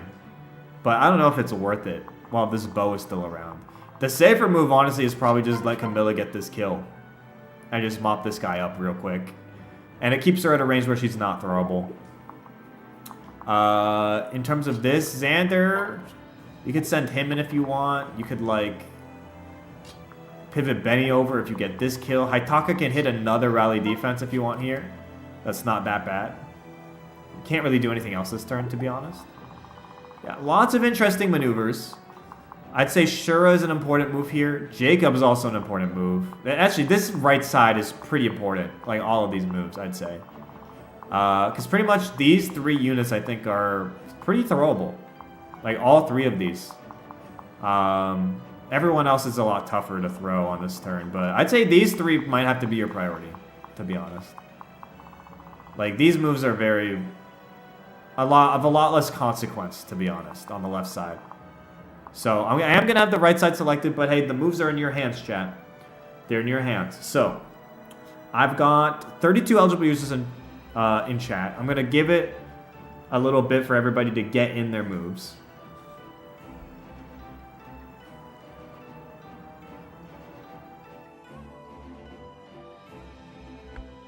So get them in. Again, I'd say this is look, the run falls apart usually on turns 2 and 3. Usually on turns 2 and 3, so these are the high impact moves right here, especially at the beginning of turn 2. Like, this is where things get very volatile if they go wrong. So, here we go. Cinder Lagoon's 9.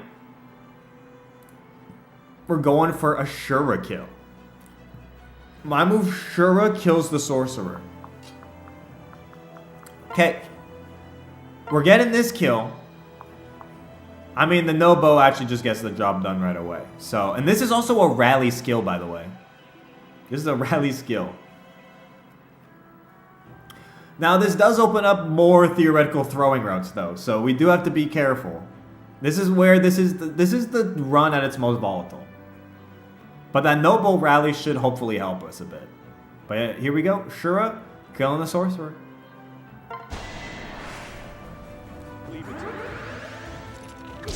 Bam.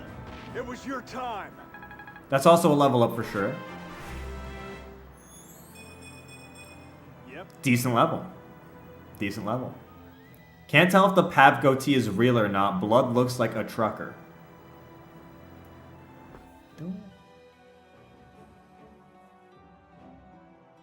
Do I look like... I don't think I look like a trucker. I don't see it. Like, if you see like a... Look, I've been around truckers. I don't look like I don't even mean that derogatorily. Look, where was Pavise during the trucker convoy? Fuck! You got me, dude. You got me. It's the hat. Wearing the hat backwards, but like... If I wear it forwards, is this... Actually, this is trucker. Actually, I see it now. The forward hat, actually, I think... The forward hat sells it to me. The backwards hat, no, I don't see it. The forwards hat, I see it. Okay. Wait, I've got a better hat for this. Hold on. I've got a more trucker-pilled hat. 1 second. I'll be back, and we can resume our regular programming, but 1 second.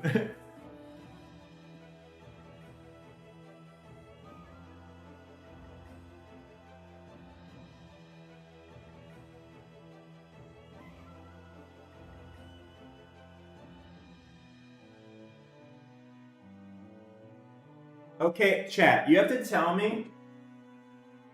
It's the bike week hat? No. That one's not trucker, really. But, like, do you think the Swiss Chalet hat is trucker pilled?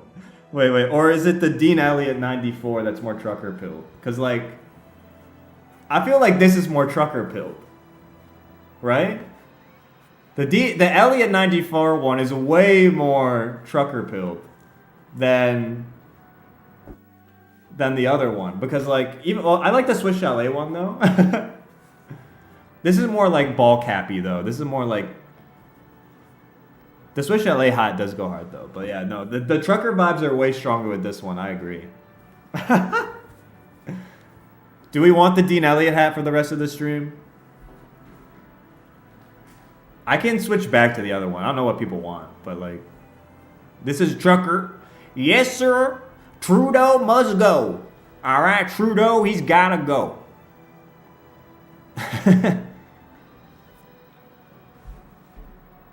Year.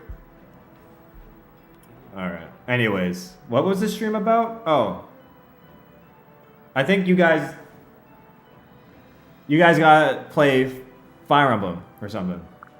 This isn't a truck simulator stream. Okay.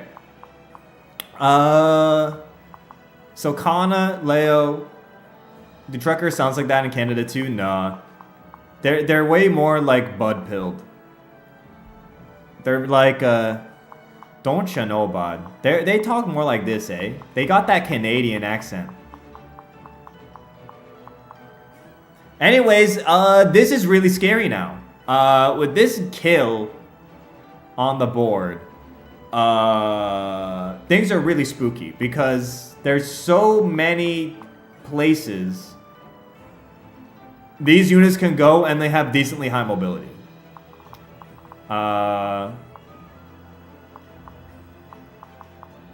Now, the Mjolnir is spooky. You also have this guy. This steel sword is spooky.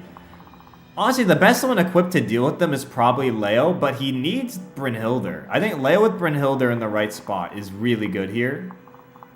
I think even if you put like Leo here with Brynhildr, I think you're cooking.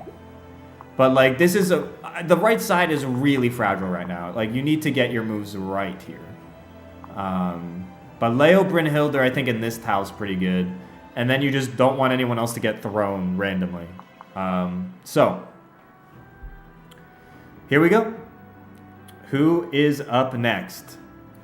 It's Cappy. It's Cappy Bara. What do you got for us, Cappy?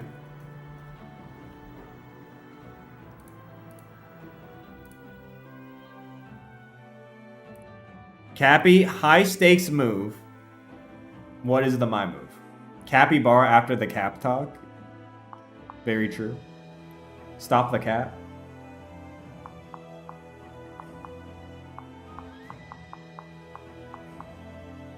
If I must say again, oh, it's a Kaze.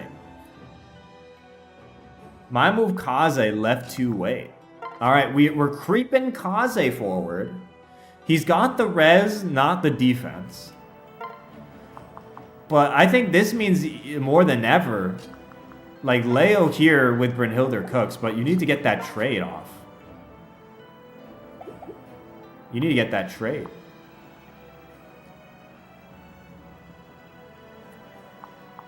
I mean, so far, I mean, I don't want to speak too soon. I don't want to speak too soon.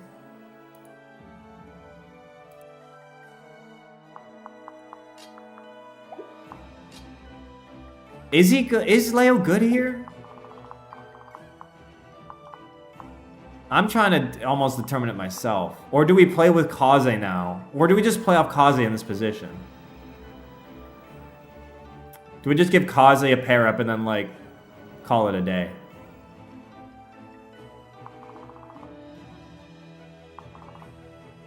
Yeah, we'll see. We'll see. It's, I think the Leo move is, regardless, a Leo move is really important here. It's really important. So, who's up next? Screaming Jello, what's your move? Screaming Jello, what is your move? Why? Why? Why is this your move, Screaming Jello? Why is this your move? My move, Kana, right one down max. Why? Why is this your move?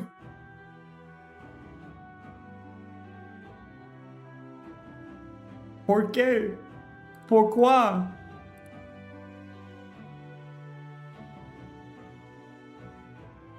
Smiley face. Well, that puts Kana in range of Steel Bow, Steel Lance. Okay, now we gotta really help Kana out. So the priorities have shifted again. I think regardless you send Keaton down this way, because Keaton's gonna need to really help out next turn. Jacob with a pair up. I mean, you have Gentilhomme, right? Gentilhomme. So I think if you get Jacob down here, like beside Kana, I think you're okay. Kaze here by himself should be okay, I think. It'll be very interesting to see how Kaze does. But Gentilhomme should... Kana's got 17 defense, which is okay. So we'll have to see how that goes. But alright. Here we go. Ha! Lameo. What do you got for us, Ha Lameo?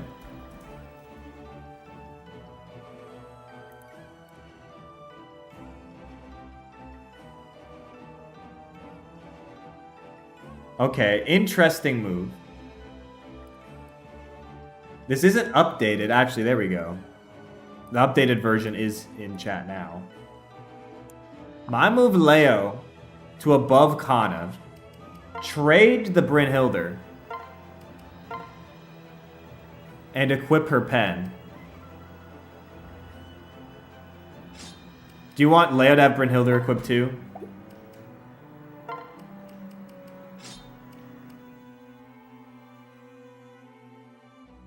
Yeah, sure. Also, Winter, thank you for the membership. 3 memberships today. Thank you for the membership, y'all. And pair into her. Okay. So Kana now 20 deep. I think Kana's okay at this point. I think Kana has been saved. Kana's on the stairs. Has an Avo weapon. I think that save was played very timely. Very timely. So now... do you use Jacob to give Kaze dual strikes? Maybe with the Flame Shuriken? Do you further put Jacob down here for Gentle Home procs? Do you maybe drop Charlotte for dual strikes? But Keaton's going to be needed down here. There's going to be a ton of mounted units coming down this way. It's very volatile. And it falls to Raz the Nation. What the fuck? This sequence is... oh my god. Okay, my move Jacob to the north of Kana. Steal Leo. Take the pen for the Flame Shuriken.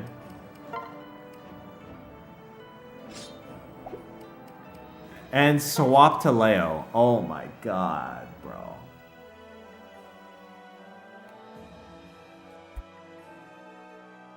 Dude, if I had my trucker horn right now, I would be fucking... and I'd fucking drive off the bridge, man.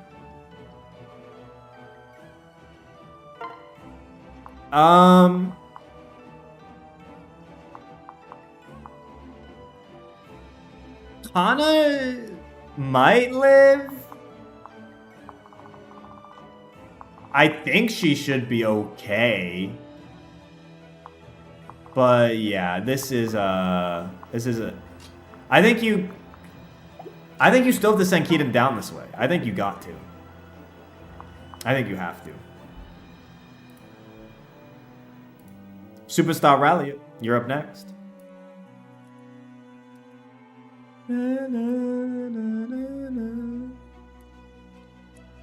Oh my god. The blunt rotation continues. My move Kasumi passes the blunt to Xander from the left. From the Convoy to Kasumi and now to Xander. Hey, man. What goes around comes around. You feel me? All right. Damn, that's a fun move. All right. Eviceratops, you're up next.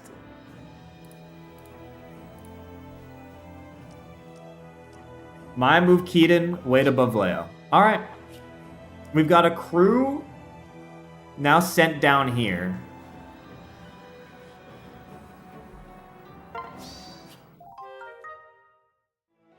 That is like the most useless thing that Keaton could have found, but... okay.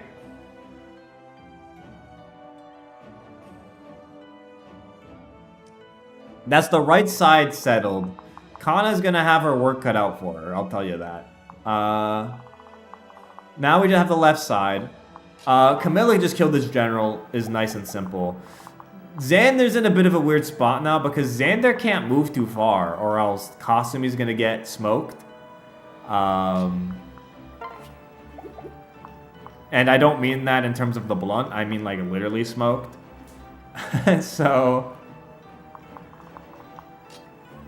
you might want to move Haitaka here and Rally as a preemptive preemptive save to give Kasumi maybe some survivability if things go awry. So, who's up next? Also, yes, Camilla Odin is really important. You need to do this. Like, otherwise, there's pandemonium that can be unleashed. So, alright, who's up next? Xavier Parker, channel member. I'd recognize that SAO PFP anywhere.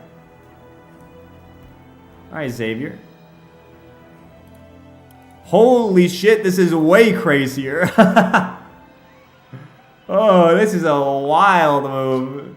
Camilla right 6, attack the general with the hammer. 1, 2, 3, 4, 5, 6. Ah, yes. Yeah. We're going in. We're going in. What general? What other general? By the way, this did bite us in the ass, I think, last time with leaving that general behind us alive, but hey. We're gonna go in. All in. We're putting all chips forward. Okay? This is a kill. Like, guaranteed.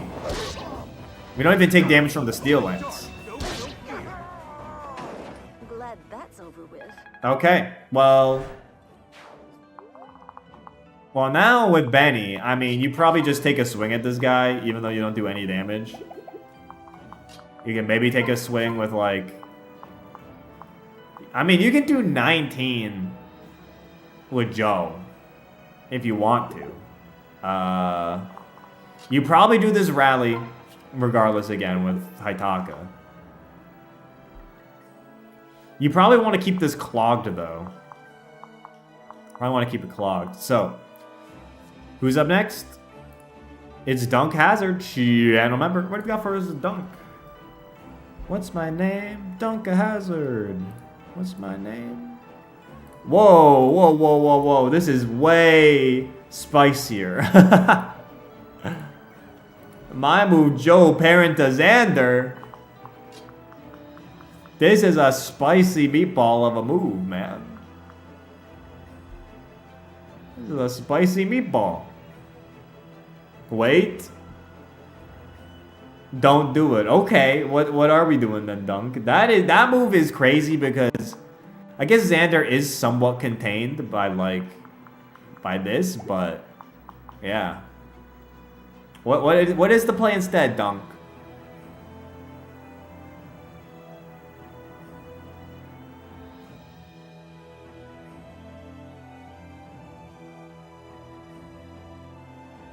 I move Xander right 1. Okay. Okay, Xander right 1. A little to the right. I mean, this is a very safe move. Very safe, solid move. Again, Xander's not really at risk from too much here. Joe, Benny, Haitaka. Our final moves. Again, Haitaka rally here. Kind of a no-brainer. Other than that, what you do with Joe, what you do with Benny is kind of whatever, but I think this rally is a safe move no matter what.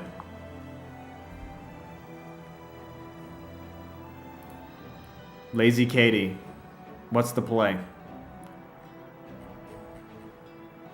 I don't think there's anything immediately, like, throwable here. At least none of the units that Lazy Katie wants to kill, but...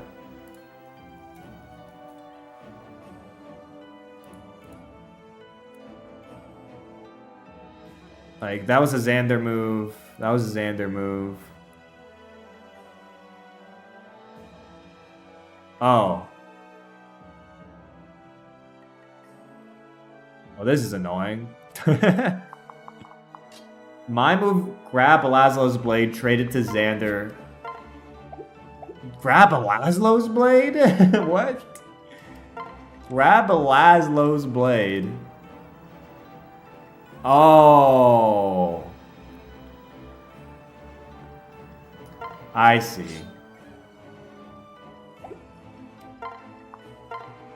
And trade it for Siegfried. I see. This is a fuck over Xander Gambit. He is down to 18 defense with that play.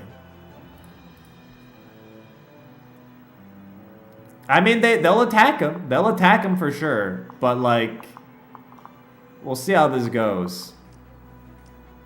Alright, Haitaka and Benny are final moves. It's probably still worth it to do that rally for Benny, I guess.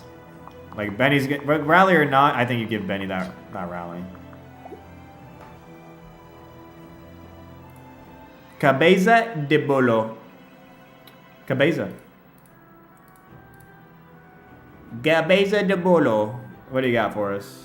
What is the play, Cabeza?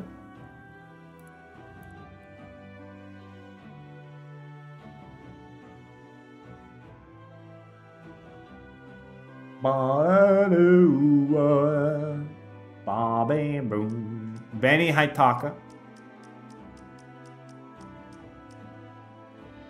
Mi movimiento. Mi movimiento. Haitakis usa rally para saber la defensa de Benito. I'm switching to Italian. I assume here. Rally here. Boom, boom, boom, boom, boom. Sí, por favor. De nada. Okay, final move is Benny. I think you just go down one and hit with Effie's Lance. I think that's just the obvious play with Benny. You just go down one, attack the spear point blank. That seems pretty obvious to me. You just get a free hit on this guy. You just get a free hit. Dim Sum Boy 420, and I think that's literally what got played immediately, actually. I see your move right there, Dim Sum Boy. Benny, down one. Effie's Lance it'll be. Imagine the scenes if it's a 2% crit. Imagine the scenes. Alright, here we go. This is also our last move of the turn, if I'm not mistaken. Correct? Yeah, this is our last move of the turn. So after this, we have an enemy phase coming up right after. So, here we go. Big player phase. Well, not player phase. That was a big player phase, but enemy phase here is going to be wild.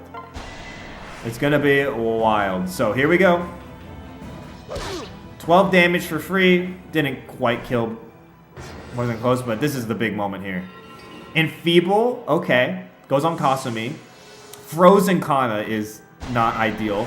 What is the AI doing? Okay, that's a free general kill. We'll take the 6 damage. We don't care. We're building up guard gauge too. Okay. 15 damage versus Kaze is not ideal. Please miss. Oh, it hit. Kaze, I think, is in trouble too. I think we neglected Kaze a bit here. He's got to survive those sorcerers. He's got to survive those sorcerers. This is not quite a kill for Xander. He takes 6, 22 plus 11 back. Oh, he's dead, no? Okay, he's not dead. Oh, they both missed. Holy shit. Okay, and he gets the kill. Okay, Kaze. Okay, wasn't even close. It wasn't even close, to be honest. Actually, it was not even close. Okay, HP speed res wasn't close. Kana takes 11. But how many attacks? Like, Kana's gonna have to dodge something, I think, in this sequence. Dragon Fang. Okay. An additional 12. Another 11 damage.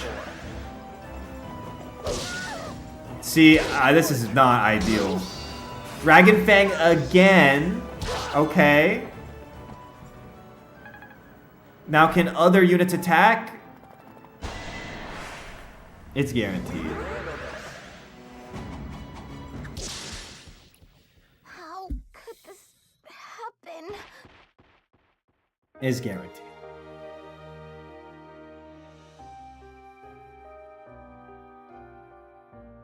Oh, it's guaranteed. Oh. That is not ideal. That is not ideal. Also, Kana do be smiling while she dies, which is... Honestly, maybe I need to bring or do the deaths quote, man, for Fates. Holy shit. Well, that's unfortunate because this was like a throw and then a save and then a throw again. But yeah, that is not ideal. Not ideal. That's a miss against Camilla. And Kana's dead. And Kana is dead. That brings us to 190 deaths, by the way. The chat plays Awakening playthrough through the entirety of that run. It was 196 deaths, if I'm not mistaken. We are about to break new ground. Or was it 4? I forget, 194 actually? 194 and 136, I forget. But we're about to break records here. Alright?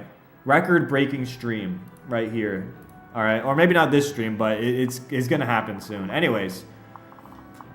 Man, that Kana death is really frustrating. I think if any of those miss, I think she lives. But unfortunately, they all hit.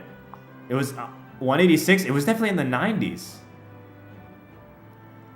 It was definitely in the 90s or for Awakening.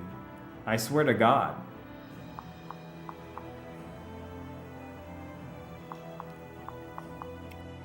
But yeah, the document, check the kill compilation on YouTube. I think that is the most accurate.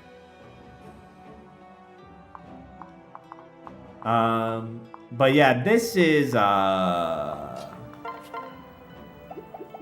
so we're at another crossroads once again. With Kana dead, how do we want to play this? How do we want to play this? So look, if we want to keep playing, Keaton can easily take down anyone here. Leo can probably get a kill as well, pretty easily. Kill comp is 194. Yeah, 194 then is the correct count.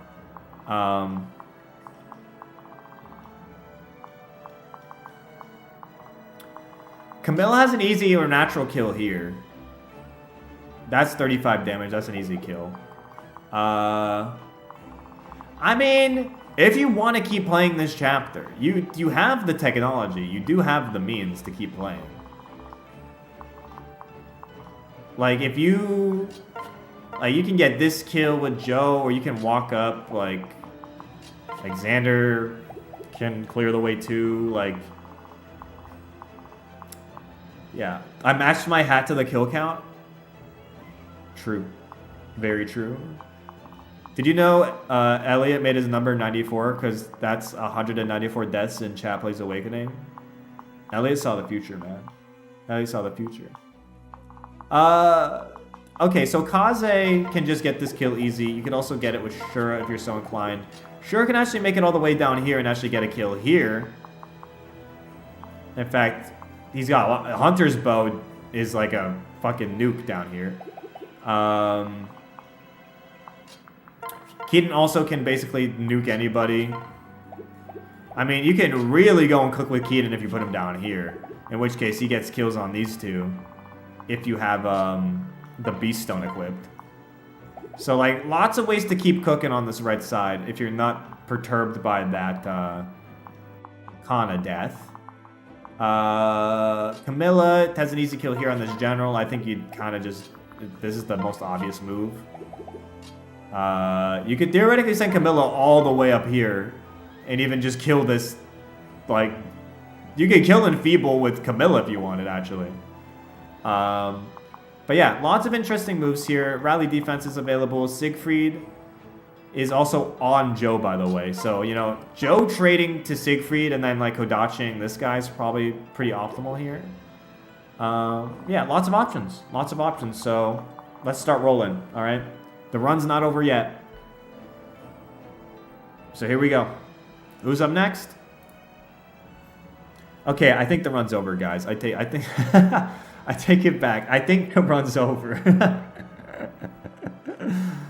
I take it back. I think the run's over, guys. What's the my move, Miguel?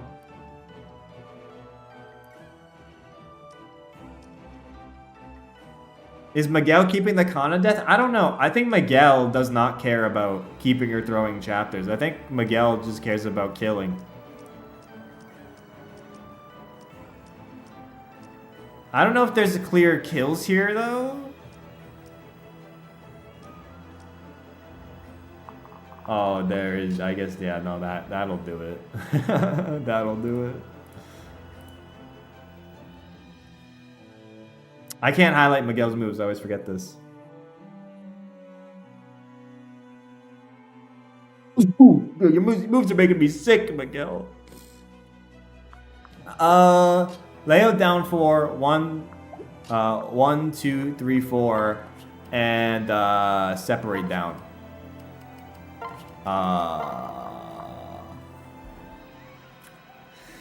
Gah! Leo equip Mafar.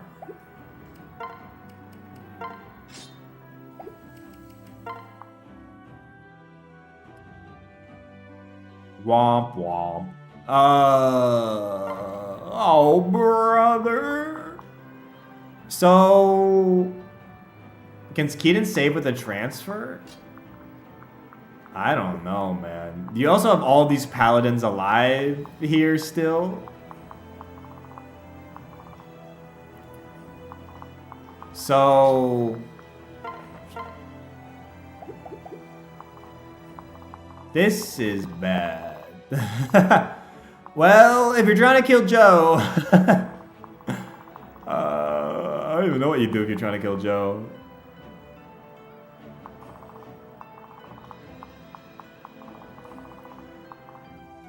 Look, the crossroads gets even more crossroadsy because I don't think there's a way to save Jacob here.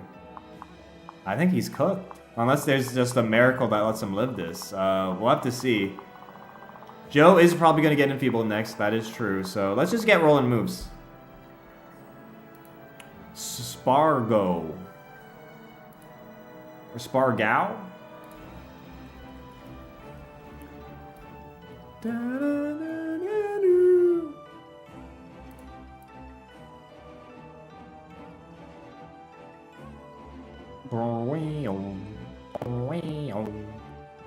My move Camilla kills the armor dude to the right. I think you mean the left. Man, the left's very mix-ups. It never gets old, man. It never gets old. It's just... It's simply a time-honored tradition at this point. Oh, from the right. Oh, from the right. My bad, my bad. That's my bad. Well, I mean, this guy's got armor. Did you mean this guy from the... No. Okay, I get it. I get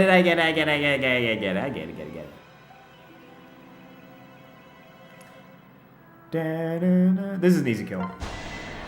Not much to add on to this. Boom, boom, boom. Boom, boom, boom. That's a level up for Camilla. Oh? Not a bad one either. Not a bad one. I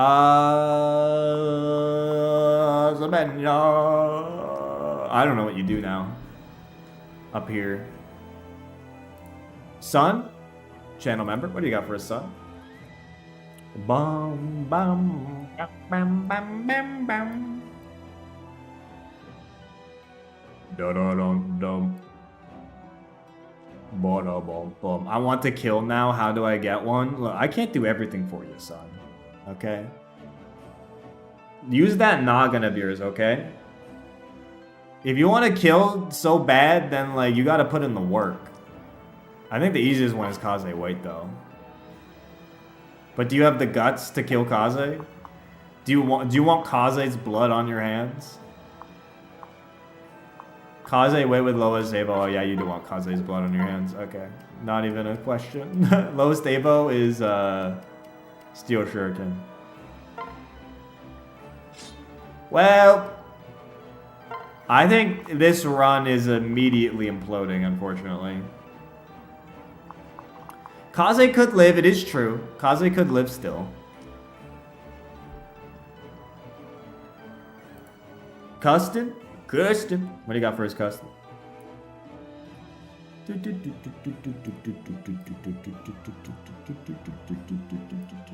I think we finally have some keeper action here. My move keyed into behind K's. Oh, we have some keeper action in here. Switch to Charlotte, yeet the hero in before it misses. We finally have some key. After look, the doomers and the throwers, like, they had their time. It's keeper time here. It's a 50-50 or it's a 60-40. All right, but actually with hybrid roll, it's a 61-39. I know, okay?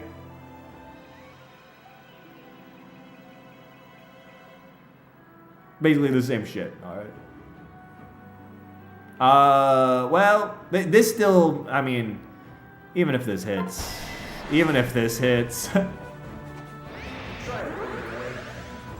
which it does, by the way. Did I do that? Which it does. You did do that, Charlotte. Kaze is still, I mean, this steel bow can hit Kaze, which is crazy. I think it's just that steel bow. So theoretically, if you kill this steel bow, you're fine. But I mean, the no bow technically does, but then Shura's dead. I mean, this is falling apart. This is falling apart. Why did we have to fuck that first run, guys? Why did we have to fuck that first run? Alright, who's up next? Ah! Why? Why did we have to fuck the first run? Dude! Oh my god. Darren, what do you got for us, Darren?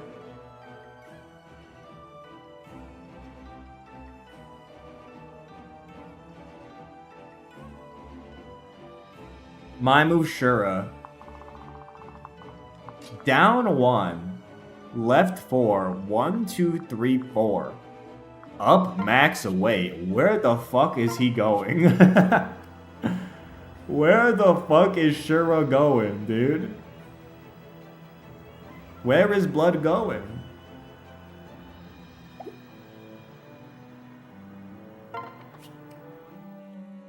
Well. Okay, Joe, Benny, Haitaka, Kasumi. This is a bad timeline we are in, folks. Alright, who's up next? It's Boot. What do you got for his Boot?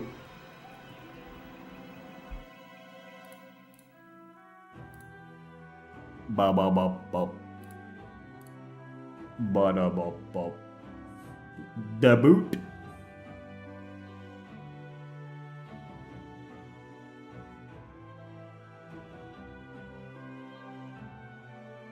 Is this a... Okay, we're taking the Gyatto. My move. Take the Grim Gyatto. And attack the hero. Now, do you want to take Siegfried back? Or do you want to take, like...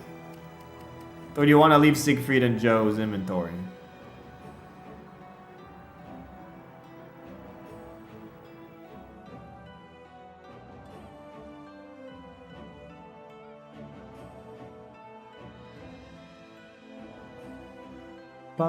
No, just attack with Laszlo. Okay. Alright, we take the Gyatto, and now we use Laszlo's blade. Laszlo from the grave causing even more death. There's definitely some Joe throws available now, for sure. I don't remember Laszlo ever using that sword in Awakening. I don't know where the fuck he got it. Okay, so Joe throws are online. You just yeet him in. You just you yeet him into the abyss, into the depths. You can pick up a debuff along the way too if you want.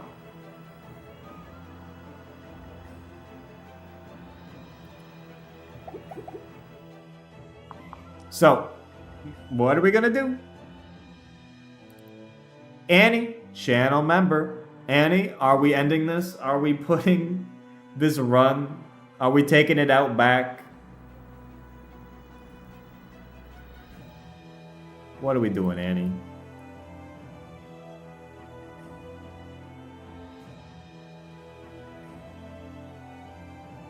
Your last move was a blunt move, but that's no longer valid.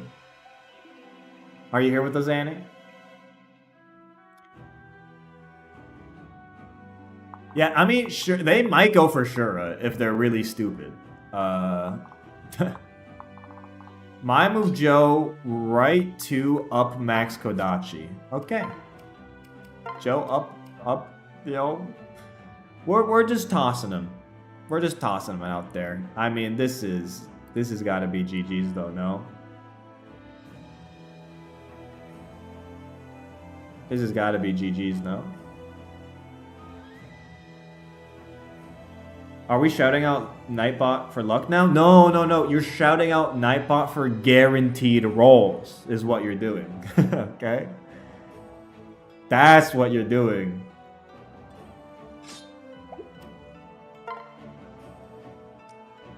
So, Benny, Haitaka, and Kasumi. Our final three moves of probably our final turn here. What are we doing? Ya boy, Spooters. What do you got for Spooters?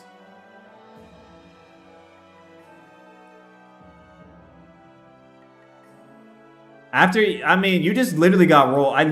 You were the message I was replying to about shouting at Nightbot for luck, but apparently you don't even need to do that, Spooters. Where are we putting these units? Kasumi, you don't want to kill here. I think if you put Kasumi here, I think she might bait away some units that could kill her.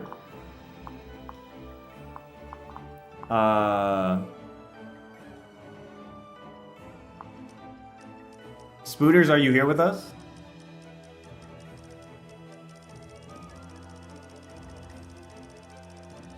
Spooters.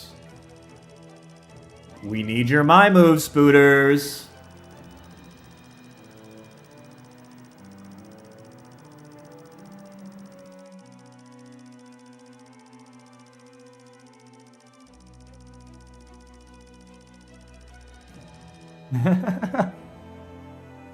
Spooters isn't fucking here.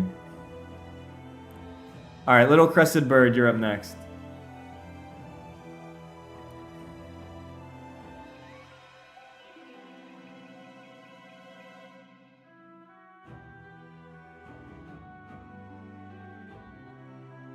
Little Crested Bird. I go for 1 second. Yep.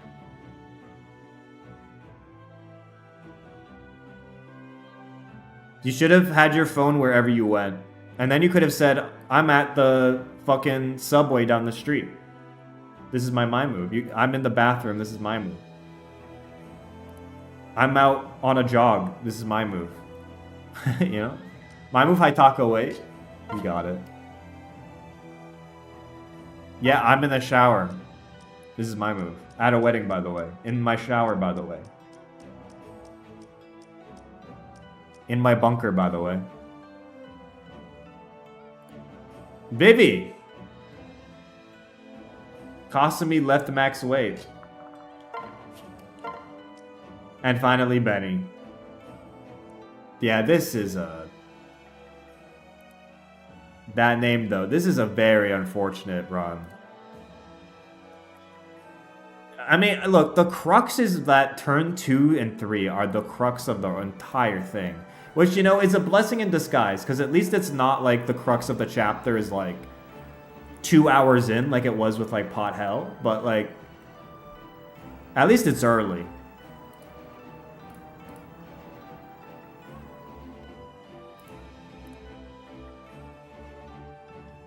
Benny down 2 on 2. Up max. Down max weight. Hot Hell was a good time. It was not a good time. Alright, here we go. Enemy phase. I don't know if Joe dies here, though. I don't know if Joe dies. We'll have to see. Rally luck, anti-luck. Rally spec, anti-spec. However you want to see it go. You have got to let me know. Alright, here we go. First up, Enfeeble. Second up, 18 times 2. Please hit both. Just kill us! Kill me! Kill me! Shoot me! Okay, this is dead though, right? This is dead. This has gotta be dead. Yeah, there we go. How could this happen? Good job, folks. Good job. Sugoi Desne. Another day, another death. Game over 49. Death 191. What a terrible run. What a terrible run. That was not good. That was not good. Oh, I gotta mute the audio. Oh, I got it frame 1. I got it on the exact frame. Holy shit, I saved you all. I saved you all. I got it on the last frame.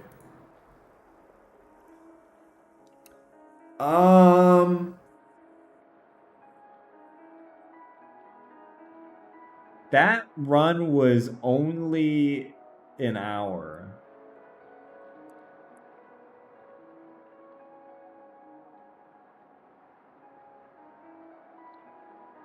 Do we to run or not to run?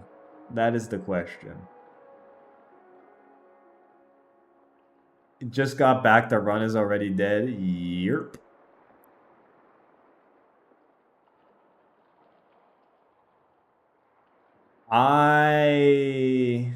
Am I streaming on Thursday? Yeah, I'm streaming on Thursday. There will be a Halloween stream. I will not be handing out candy. I will be literally turning off all my lights. Except my lights inside where I'm streaming.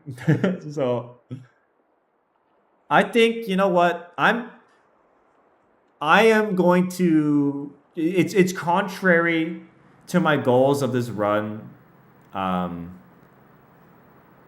ending as soon as possible. But I'm not gonna lie, I am much preferring 2.5 hour streams to 5 hour streams. And if we start another attempt, this stream is at least gonna go to 4 hours. So I'm gonna make a me call here and say, let's cut it off here. Let's do a Reddit recap. Maybe a little bit of Yapise as a treat, and then we'll be back on Thursday with another run, yeah? We will do a Reddit recap, yeah. He's addicted to Mad Jump. Shh. Shh. Shut the fuck up. Shut the fuck up.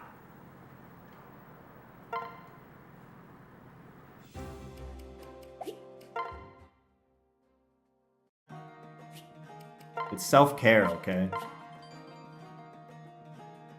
It's not that you would understand.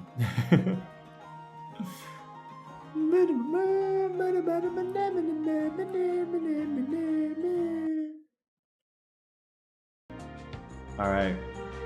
Reddit recap time. They're calling it the greatest Reddit on the Reddit. That's what they're saying. That's what they're saying, folks. They're saying r/Pavise, they have the best posts. Okay, they have the best posts. Obama.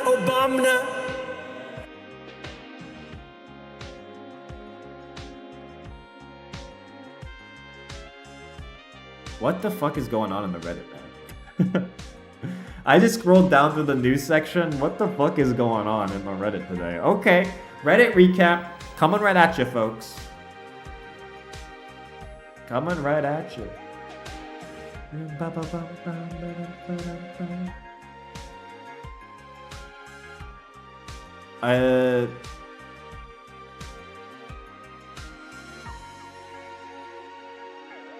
I mean, this is an edit. Who is Gunter replacing on the art? I don't remember James Gunn being on the cover of Suicide Squad. Who is he replacing? Like, I don't think the times 2 odds are working. Lol. Skill issue, Russell. It's not even a squad, man.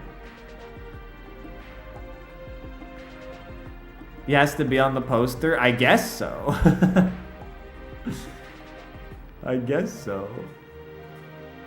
Found this template on Twitter randomly, and this was my first thought, unironically. The YouTube place around the Renault's real. Yuri is the right of all sentient beings. So true. So true. Yes. Optimus Prime. You're so right. This is what we're talking about. Now this is posting, okay? By the way, I do really want to watch Transformers 1. That movie looks kind of gas. I saw the clips on Twitter of that movie and I'm like, holy shit. So you know what? This shit's hype. I love this. I love this. More of this, please. Behold the Bone Axe, sound-based meme. Okay, one second. Let me turn on the sound then. Let me go to my advanced audio properties. It's on the correct one. Alright, lo-fi off. I'm gonna get copyright struck. It doesn't matter if it's a one... Dude, it doesn't matter if it's a 1 second stinger, man. I'm getting fucked. Bro, if this gets demonetized, I am literally tagging you in my fucking, I don't know what I'd tag you in, but I will at you. Cause this dude, try not to use copyrighted material on the subreddit challenge. Impossible difficulty, man. It's a good joke though. Look, the bit's good, but like, come on, please. Yapise without context. The fuck? The Mahjong and the Overwatch makes sense. The hand makes sense. The voicemail. What the fuck is happening in this one though? Like, huh? What was the context on this one? I don't even get that one without the context. What is that referring to? You are losing a double elimination bracket. I don't play Huarang! I play Reyna. I'm the one doing the stomping as Reyna, bro. You know what? Change it to... This actually does make sense if this is Reyna and it's me winning my matches in bracket. Then this makes sense. It was the funniest Tekken pick I found. You haven't seen the like Waluigi like edits for like Lee or something? That shit's hilarious. Alright, you haven't seen enough funny Tekken costumes, Cappy. What is this? If Pavise is the one driving truck kun when it hits you, you get Isekai to be a generic Fates unit. I got top 8 in Tekken, by the way. Alright, I went 2 and 2, so put some respect on the fucking name, okay? He is truly the most beautiful human being ever. Wow, thank you. You can literally drive to your local gas station and find at least 3 people that look like this. Can you, though? Can you? Do they all have Elliot 64 McDonald's racing hats? Like, There's no way they have the McDonald's racing hat. They're also, I don't think you're gonna find truckers. Look, this doesn't work with this fit, but like you're not gonna find truckers wearing like this. Also, chat.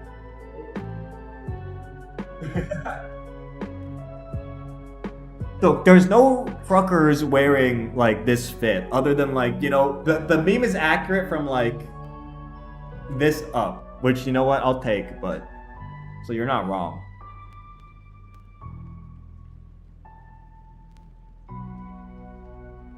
But yeah, I do need to find a way I should groom this or make it work. I'll need to find a way to make it work. Didn't realize we had so many Leo haters in the chat. Out for him. Here's some Leo propaganda to counter it. Leo, you have to stop. Your dual strike too tough. Your crit too different. Your Brynhilder too bad. They'll kill you. I didn't realize I didn't switch back.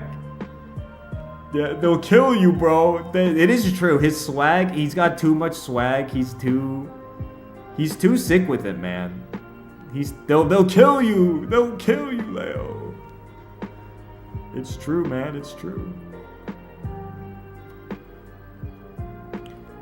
Chapter 18 kill count. Look, the one blessing I will say about Chapter 18, like the kill counts for 4 attempts are pretty low. Like when Chapter 18 crashes, it crashes and burns. Like the last 4 deaths, 3 of them have been Joe. Like 3 of them have been Joe. Which is kind of crazy. I don't remember the last time this happened at any point in the run. Usually we've got a fucking who's who of the playthrough before it gets to a Joe kill. So.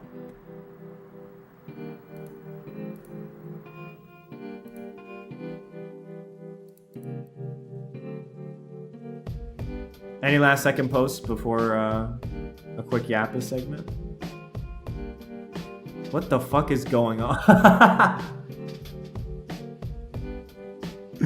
Good post, good post. Give her the herbs.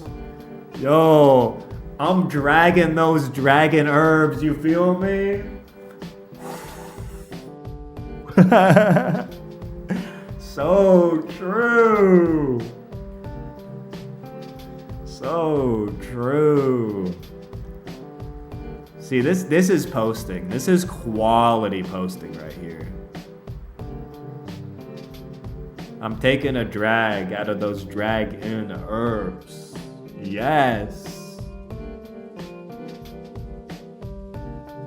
Incredible. Incredible posting. Incredible material. That one strength going crazy. Okay, that's a fun. True, true, true. Copyright laws for nerds. Supplying the Reddit with quality, totally not copyrighted sounds, chat. Look, this is your burden to carry, and it's mine to like get owned by. If you drop that ball, you're not the one being crushed, okay? I'm the one getting crushed if you drop that ball, okay? Lunar Dave's in VC making fun of you right now. You gotta prove him wrong. I don't know what the fuck is Dave saying. What could Dave say to me, man? All right. He plays this game unironically, okay? Dude, nothing Dave could say could faze me, man.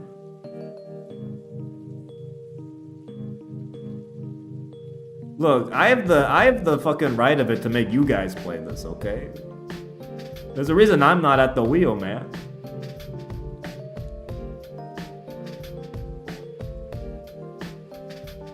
Making fun of chat? See, that's valid. See, that's incredibly valid. Making fun of chat is like, it's great because if you make fun of chat, you're right about at least one person. Like that is the that's the beauty of making fun of chat, okay? All right, here we go. That's the Reddit for today. Let me close that up. All right. All right. You know what? You guys get a small Yapise as a treat. You get a mini Yapise mini. Pick your topics wisely. I am opening the floor to you, chat, to get the conversation started. All right. Make sure it's quality. All right. You probably get like 15 to 20 minutes of me. 3 hours discourse. That's a timeout. Anything else? Look, quality control is the key to a good chat, okay? Quality control is what we need here to keep this place a nice place to be, okay? Alright. What's your favorite Halloween tradition? It does just pumpkins as an existence count as a tradition? Because, like, dressing up is kind of... Dressing up is okay, trick-or-treating is okay. I just like seeing pumpkins everywhere. I don't know. Does that count as a tradition? I just like seeing pumpkins, man. Like, I like going, like, just walking around. I'd say decorating. The decorations. Okay. I'd say seeing decorations and the spooky setups on the houses is nice. Like, it's cool. Like, I like that part of the holiday.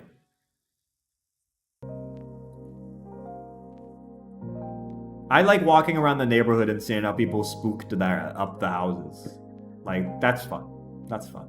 It adds a nice, it's a fun vibe to, like, the neighborhood. How long do I want my beard? I'm giving this until the end of November, and then I will make a call. But, like, I'm giving it a go to see how it goes. Oh, the IKEA story. Oh yeah, fuck IKEA, you motherfuckers. I'm an IKEA op now, alright? I'm a fucking IKEA shooter. Okay? They fucked up. Alright? So, that went down. I don't mean it like that. I don't mean literally an IKEA shooter. I mean, like, I am a shooter when it comes to hating on IKEA. Okay? We're not... I'm in Canada, okay? I couldn't even do that if I wanted to. Which I don't, for the record. But I was, here's the thing. You see this lamp behind me? You see this? It's an IKEA. This is an IKEA lamp, okay? This is from IKEA. So there's a backstory behind this, but I actually have a larger version of this lamp. I have like a standing like version of this lamp in my living room that I had before, that I had in my old apartment, that I brought with me when I moved to this apartment.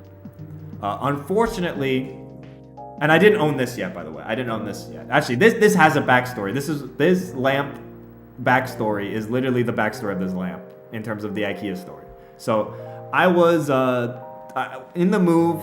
One of those bulbs, because you see the bulbs here, they're actually glass, so they can shatter. And unfortunately, in the move, one of them shattered, which, you know, it was annoying because I don't even know how it shattered. Actually, I do remember how it shattered. I broke it by accident. I broke one of the bulbs. Usually with IKEA, you know, they actually have pretty decent part replacement. So I was like, okay, I have the manual still. I'll look up the part number. All right, I'll go buy the part and just get a bulb, because they usually are pretty good about that.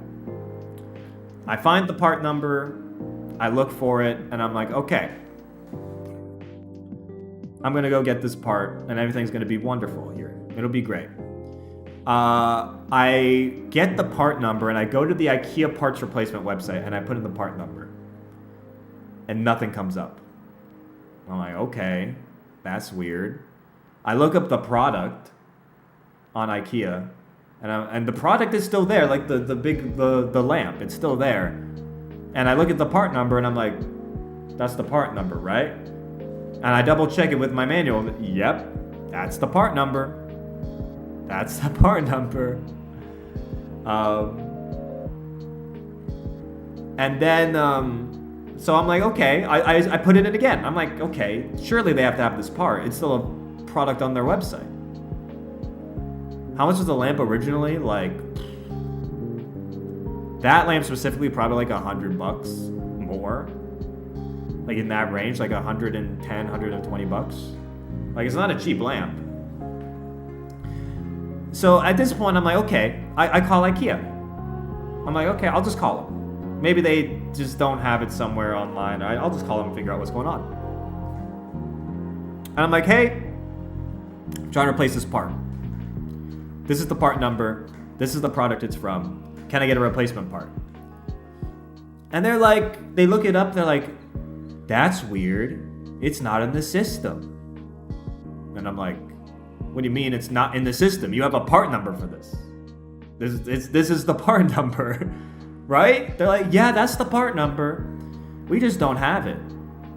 And I'm like, but you're still selling the original product, right? They're like, yep. And when I open the product, it comes in a box with that thing with the part number. I can't just get that part for that part number. They're like, unfortunately, no. You have to buy the lamp again to replace this bulb. I'm like, what the fuck? You are selling this product with this sub-product in it. You cannot sell me the sub-product? You have it for literally every other part. What the fuck is this about? So I'm like, okay, I don't want to buy that $100 lamp again. So I found another lamp that uses the same part, but is cheaper and smaller, which is this guy. So I bought this guy, okay, which gave me this lamp. But guess what? These don't come with extras. So I had to buy, God, dude. When I bought one of these lamps, because I had to buy another, because I bought one of these, which let me take one of the bulbs and put it on my original one. But then I have this lamp now that didn't have a bulb, because I used one of them to fix my living room lamp, which means I had to buy another one to get a bulb to put on this one. And I was like, this is terrible. This is like... So I have another one of these lamps just sitting in my closet, missing a bulb. Missing the little glass sphere, because yeah, fuck IKEA, man. That shit is so stupid. It was like, why? Why is it like this? You literally sell this part as a sub part, man. Can you buy the part for this one? It's the same part number. It's the exact same part number. Which is why I bought this. But like, the fact I could not get this part independently of the product is like ridiculous. So yeah, fuck IKEA, man. Now I have a bulb extra and a lamp extra. That is useless to me. Yeah, it was the whole process. I was like, this is so dumb. I'm sure, you know what? I'm sure a bunch of other IKEA products don't have this problem. But the fact, you know, I'm allowed to be biased. I'm allowed to have my grievances. The fact I got the one fucking product that had this problem with IKEA gives me the right to hate them, okay? I got another paperweight. Lamp giveaway? True, lamp giveaway. Who wants a lamp missing a bulb, which means you'll have to buy another lamp for it to work? Who wants it? You get the opportunity to buy another lamp when you get the lamp. It's incredible. What a deal. Yeah, pass it on. Look, this curse will end with me, okay? I'm not gonna hand off that problem to someone else to make them have to buy another lamp. Does it come signed? I can sign it. I've signed, like, swords. So, like, I can sign a lamp. I don't have a problem with that. Roll the lucky chat. Whose sword? It was at a convention. Someone recognized me and was like, can you sign my sword? And I was like, okay. Sure. I'll sign your sword.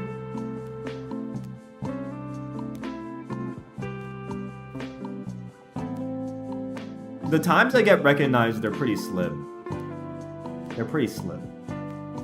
Actually, wait. I think it's been enough time for me to tell this story. I think this is at getting to 2 years at this point. This is a funny story about getting recognized, and you know what? You get a small preview or peek into my private life. So,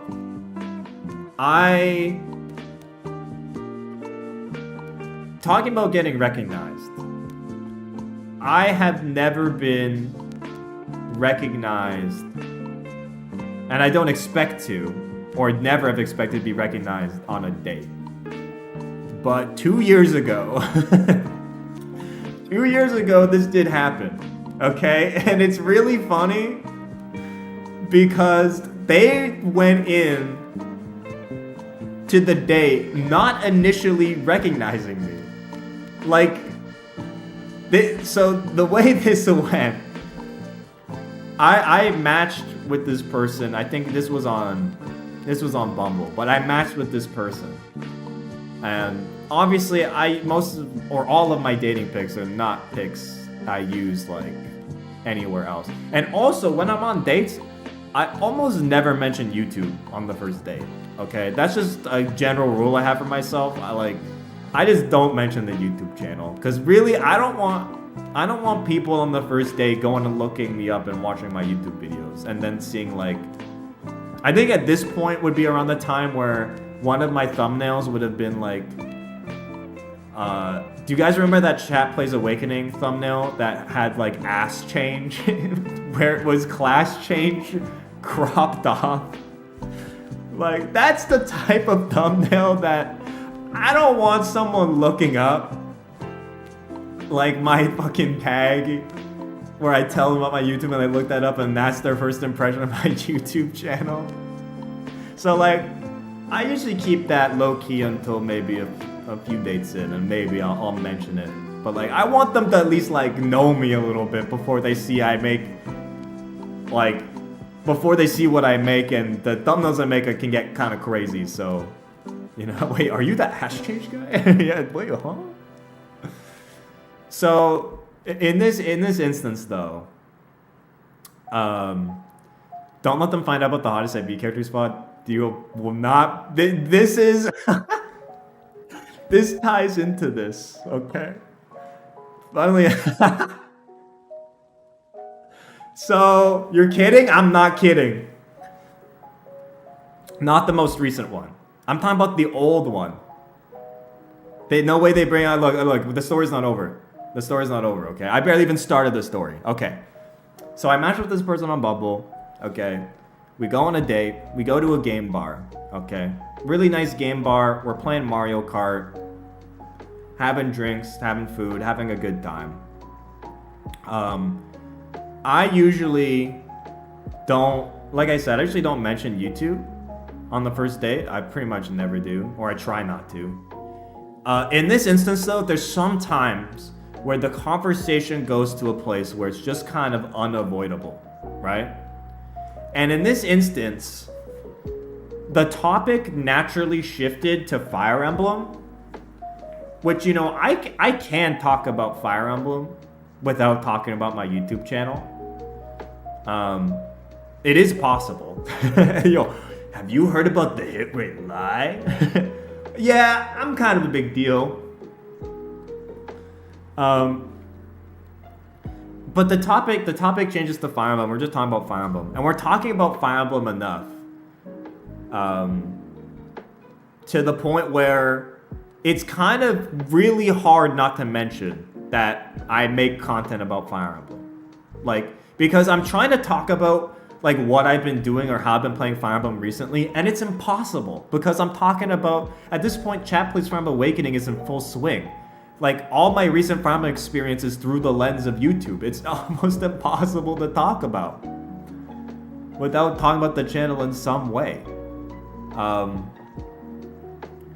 So eventually, like, I forget how, but eventually I mentioned that I have the YouTube channel. And they're like, wait, I think I might have seen one of your videos. I'm like, no fucking shot. There's no way, right? I saw it in their fucking eyes that something clicked. Where they're like, oh my god, I have seen this person before this moment.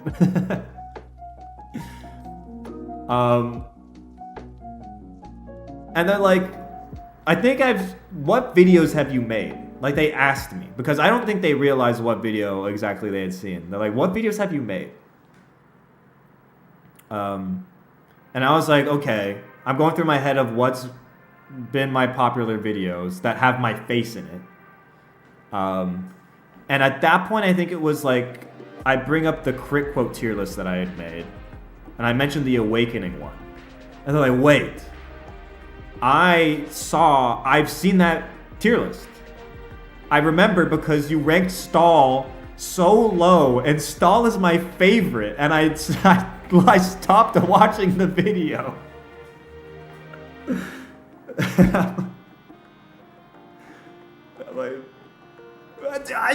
The one Stall fan is the person that have seen. Fuck. Who's a Stall fan, man? Who's a Stall fan? I didn't know. Who the fuck is a Stall fan? I didn't know they existed. I didn't know they were out there. Oh my god. Look, I did not fumble. Alright? I played it off fine. I forget exactly what I said. This is 2 years ago now when this interaction happened. But like, the fact that happened. Look, I got a second date, I got a third date. Eventually, this didn't work out. But like, and yeah, it just didn't work out. But like, the reason it was not the stall fucking ranking on the quick quote tier list. I think about 2 years later, not really. It's just a funny story. It's just a funny story. It's like the fact that it was like, one, they didn't initially recognize me, right? It was a moment that it clicked, and then a moment that they realized, like, oh, fuck this guy. She left me for Stall? No, that's not what happened. I won't go into that many private details, but yeah. My fashion sense? I don't think they would have recognized me for that reason 2 years ago, though. Because, like, 2 years ago, not that my fashion was bad, but it was a little different. But yeah, that shit was funny. But yeah, that did end up working out for other reasons. But you know what, chat? I will allow you to have the headcanon of that it didn't work because of Stall. Did I wear the Levin sword shirt on the date? No, I did not wear that on the date. But for people wondering where the hottest Fire Emblem characters tier list comes into this, it just so happened that the next stream I had scheduled after this date, the next stream scheduled was the hottest Fire Emblem characters stream. That was the next stream coming up. So like, keep in mind, up to this point in the day, when this happened, I was really trying not to mention my YouTube channel, like at all. And it got to the point where I had to, and then the next stream was the hottest problem character stream, the original one, not the newest one I just made about 3 houses. It was the original one that didn't get finished. And then they brought that up on the next date, where they were like, so, I saw your recent stream. And I was like, fucking kill me, dude. I want to fucking die. Oh my fucking god, dude. Oh my god. But yeah, again, that I'll say again, that didn't end up working out for other reasons. But just a very funny story opening to this like dating interaction. You're saying that was not the reason? It was not. They were fun about it. All right, they were cool and fun about it. They weren't like, oh my god, I can't believe you ranked blah blah blah. Like, no, they had fun with it.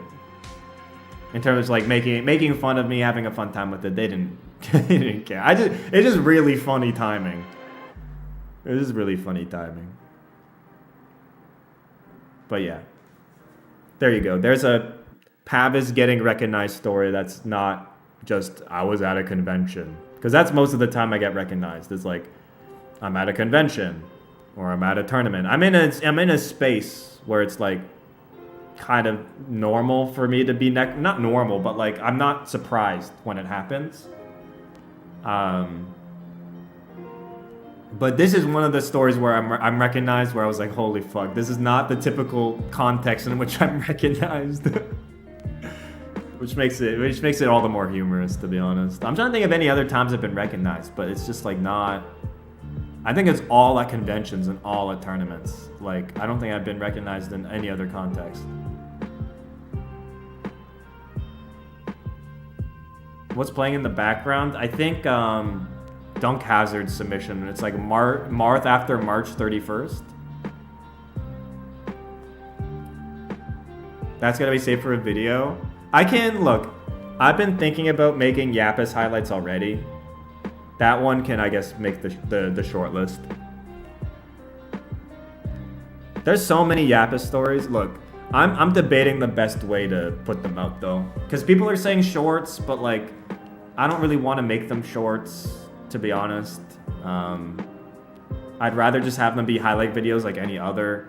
But then, like, I don't know how people would care if I just have individual stories uploaded as highlights on this channel that aren't Fire Emblem related at all. I mean, this one is in a way. Maybe this is a good one to start with, because it is Fire Emblem related. Like, but yeah. I made one about the... Look, I actually edited a highlight about the shoe story, the you have two parents story. I over the weekend, I just had I edited a highlight of that. But I just don't... I'm kind of too scared to hit the publish button on it. And I'm also struggling to find a way to brand it in a way that makes sense. The Mangachu Mars story, that one's also a good one. There's so many good stories, man. There's so many good stories embedded in the Yapise segments that I think people would like. The Mangachu Mars story is insanity. Like, that story gets crazier and crazier every second, man. Oh, did the Dodgers lose? No! The Dodgers... Oh, fuck. The Yankees won? God fucking damn it. They might? Oh, the game's not over. Don't spoil it. Don't spoil the game yet. Don't spoil the game. I'll watch it in a bit. I'll watch the highlights after. 6-4 right now. Well, okay, that's not over then. That's not over. Start a podcast? No fucking way. No fucking way. Podcast is not the format for me, man. I tried it. Dude, real ones remember the Pavise podcast. The Pavcast. Real ones remember. That's like old school, man. That's old school. Yankees fan pulled the ball from a Dodgers glove during the game. That's like the most Yankee fan behavior I've ever heard in my life. The what? Yeah, that's old school, man. That's old school. The old Pavise podcast, man. Fucking lost the media. That's what that is. I never knew you had a podcast. It was only 2 episodes. And then I gave up. Who was the co-host? It was before I streamed, yeah. It was with a buddy called Fish, who I haven't actually caught up with, really. It's been a while since I talked to Fish. But, like, yeah. That shit is, like... That's classic Pavise, but... It's on the channel, I think. Unless I privated it, which I might have. Because, unfortunately... I can laugh at... No, I'd not laugh about it, but, like... Both of the people who I had on as guest stars, unfortunately, I no longer talk to. So it's a bit of a sore spot. But like, that might have been why I had taken them down, if I have in the past. They might still be up. Like, they might still be around, but I doubt it. If they are, they might be unlisted. In which case, they might be in a playlist somewhere. If you dig, maybe you can find them. I don't remember what I've done with them. I generally don't remember, so. Anime adaptation, never. Podcast is not the format for me. I think if I were to do something like that, it'd just be more Yapise streams. This is functionally a podcast with some chat interaction. Like, I can't add a podcast on top of running the channel, man. That's just not enough time in the day for me to do that. Not enough time. I'm gonna flip the hat backwards. We're gonna go backwards cap now. I give podcast guest energy, not host. They're unlisted in a playlist? Yeah, that makes sense. I'm probably just gonna leave it that way. If you want to dig for it and watch it, go ahead. I think I would be better as a podcast guest rather than a host. I think I agree with that. I think podcast. Look, trucker, podcast host, pick a lane, man. Okay, I can't be both simultaneously. All right, I pick a lane to put me in. Like, come on. Yeah, but no, I agree. I think hosting one. I don't know if I'm the best interviewer.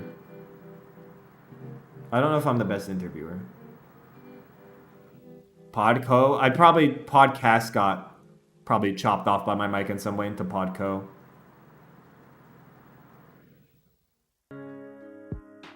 Where is Podco, by the way? Yeah, what happened to Podco? It's very rare for a chatter of that high a profile to vanish. Podco will return in Avengers Endgame.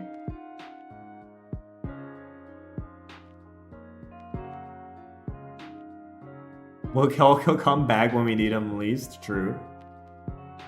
Finale. Look, one thing I will say, the finale for this series, I have no clue what the fuck I'm gonna do. Because at least with Awakening, I had some faith with streaming the entire day that a clear would be put down. So, but with this series, it would need to be like a whole weekend I set aside. And even then, it might not be enough. Like, I don't think we're making it. I think we are making it. Look, I think we will make it. I think that finale, though, is going to be real tough. Real tough. But I think it can be done. I think it can be. Funnily enough, you know, as the one who has been most exposed to Chat Plays Fire Emblem as a format by process of hosting it, I think it's possible. Do I think it's guaranteed we'll win? No. A few people were doubters from my Conquest run. I don't blame people for being doubters in this run. Okay? I don't blame people for being doubters. I think it's a reasonable conclusion. But I think ultimately, in my opinion, as the person who has been around this format the most, shut the fuck up, Miguel. I'm sorry.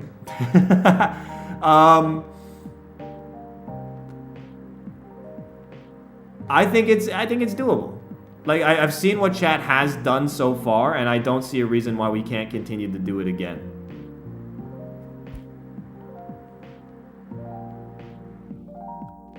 Dude, fucking Miguel. We can do it! As fucking has a gun to every character's head. Don't worry, guys. But the fucking... I believe in you guys. You can do it. Oh yeah, I forgot. I have to shield. And I will probably be shielding this more. 1 second. I didn't make a huge push for this last year, but I'm gonna make a push for this year. and I forgot about this. And I don't want to forget about it again. 1 second.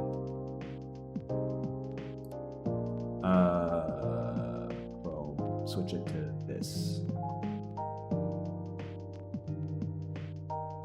And I'll do that. Streamer awards. I don't even know if this is valid as a YouTube streamer, but if you like the content, Hidden Gem Brothers, this is our category. This is our category. I tweeted about last year. I didn't really push for it though. I think I tweeted about it and maybe mentioned it offhand once. I really want to make a push for this. So yeah, I'll drop the link right now. And then maybe at some point I'll also fill out my list. There you go. There's the link. But yeah, if you fill out Hidden Gem, or even like, if you really feel a way about it, I guess strategy game streamer. But like, that's more of a long shot because like, competing with fucking StarCraft and chess players. But like, the fucking Hidden Gem category, I'm pretty firmly within this category of 200 or less. Like, that's pretty much where I'm at. Pretty much all the time. How do we enter your channel properly?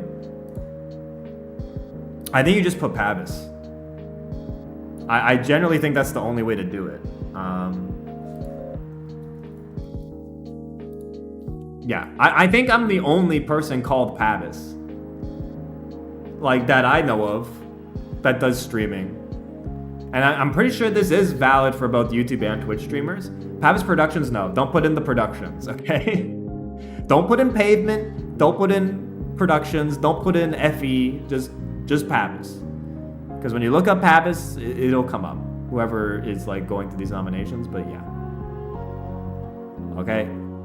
Also in the Discord, I'll probably make an announcement that I'm making a push for this. Because, honestly, hell, you could even go for,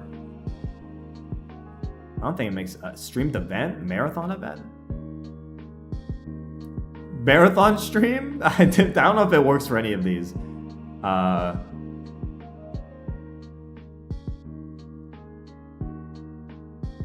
don't know, Rising Star doesn't really make sense. But yeah. Yeah, I'll also probably make an announcement in the Discord, and I'll probably be plugging this during streams, the next couple of streams. I think the nomination goes until November 4th. So the next couple of streams, I'm going to be plugging this. Look, our community is very active and very engaged. Honestly, I don't think you guys realize, for a chat of this size, of like 50 to 100, most of the time, you guys are extremely active and extremely engaged, and like, no joke, I feel very blessed, because that is not a given. Like, there's a lot of, and this isn't meant to diss other streamers, but there's a lot of like times where I'm in chats of my equivalent to my size, and you guys are honestly mog them a bit in terms of activity. Like, the Discord's always active and posting and stuff. You guys in this chat, even if it's random Yapise topics, I've still got 50 of you guys just chilling and chatting and engaging with whatever I'm talking about. And then during the Chat Plays FE stuff too, when we're actually doing an event, insanely active. Like, if I were to look at my engagement metrics on like people leaving messages during the streams, like, you guys punch like way above your weight, like way above your weight. So yeah, no, really do appreciate that. Really do appreciate that. Unrelated to this award stuff, just in general. But also means, like, I think if we come together, or if like we get engaged and like can make a push for this, there's a chance. I'm not saying it's guaranteed, but there's a chance that we can make this work. So, we can chance we can make this work. But yeah. Engaged? Yeah, if we Pavise engaged, then maybe we can win Hidden Gem at the Streamer Awards, okay? Perhaps. Rise from 1,000 years ago. Bow, bow, bow, bow, bow, bow, bow. I'm not that old, but that's basically what being in your mid-20s is like. Rise from 1,000 years ago. Okay, I think that's gonna be it for today. That was like another half hour of Yapise for you guys. So a little bit of a treat since we're ending a bit earlier than usual, and we just had a short run today. But yeah, thanks everybody for tuning in. Appreciate you. And yeah, Thursday, Halloween. Woo, spooky! I will see you then. Bye-bye now.